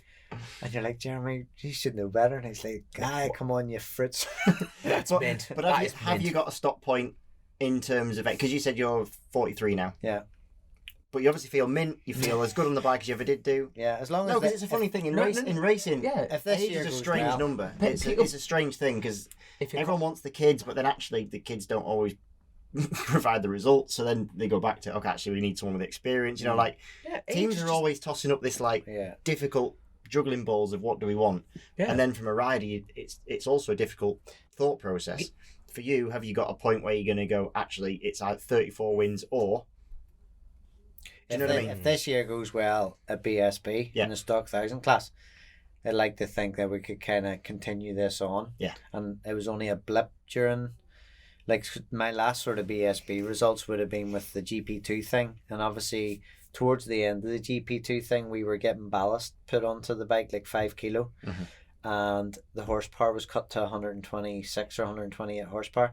So you were never really going to be at the front of super sport races again. And you're down middle pack, and the bike was kind of, you were losing distance on straights with horsepower deficit, and then you were having to do lunges, and then it gets messy when it gets like that. So my results were pretty average or mediocre towards the end, and then you get out of the shop window. Yeah. And you get forgot about. And that's probably why I didn't get a gig for 2021. So I went back home. It's a fickle paddock. You're quickly forgotten, but you've also very quickly remembered, aren't you? Yeah. So like the Northwest hat trick, I think, was more or less like quickly remembered again. He can still do this, and we'll give him a chance in Superstock because he still seems like he's got a bit of fire in his belly. Yeah. And it's up to me now to repay it because I've been given that opportunity, so I can't just like squander it and say, sure, it's nice to be run about here with this team gear on. It's chest puffed out and all. McGregor in it. You have to work hard, and by being here for, what was I here, 2007, so 14, 15 years or something like that, 16 years I've been here, so I know how to go about presenting myself. And teams now, as you know, you have to be good at the media and talking and interviews, and it's not just about riding bikes anymore. It's like the young kids are nurtured. Even Johnny Ray, when he rode for Red Bull, they were media trained. So it's not just about twisting the wrist and squeezing the brake. There we go. Right, my last couple of questions. So, biggest regret and what's left on the bucket list? Your biggest item on your bucket list left? I'd like to go to Daytona 200. Nice. Right. And win it. Very nice. Obviously win it. Yeah. There you go. And biggest regret? Probably not going to World Supersport opportunities when I had them. Right. Did you make that sound quite a handful, really? Was there a fair few options? It was like the lower teams were asking, but I never really pursued it much, as in I thought it would have been going in to kind of just make up the numbers rather than getting an opportunity with the Sofoglu type teams or the Yamaha teams. Yeah. It would have been going in and kind of not proving yourself as a good supersport rider. There we are. So I never really pursued it, where I maybe could have went, and if it was a wet race, I could have maybe been up there or something, and it just completely takes one race, doesn't it? It flips your career. Like one race can flip a career. And my final question before shutting shop tonight. You could pick 3 people, past, present, to go to the bar with on your last night on Earth. Who would they be? Who would them 3 riders? Hell, don't even have to be riders. You know what I mean? Kevin Schwantz, Joey Dunlop, and my final night would have to be... Ooh. It's a good first 2. Isn't it? It could be Santa Claus or all that, son. You know what I mean? It could be anyone. I'll give you 2. I'm stumped on the third one. God, it's got to be 3. The best thing is your mates be listening to this going, he better say my fucking name.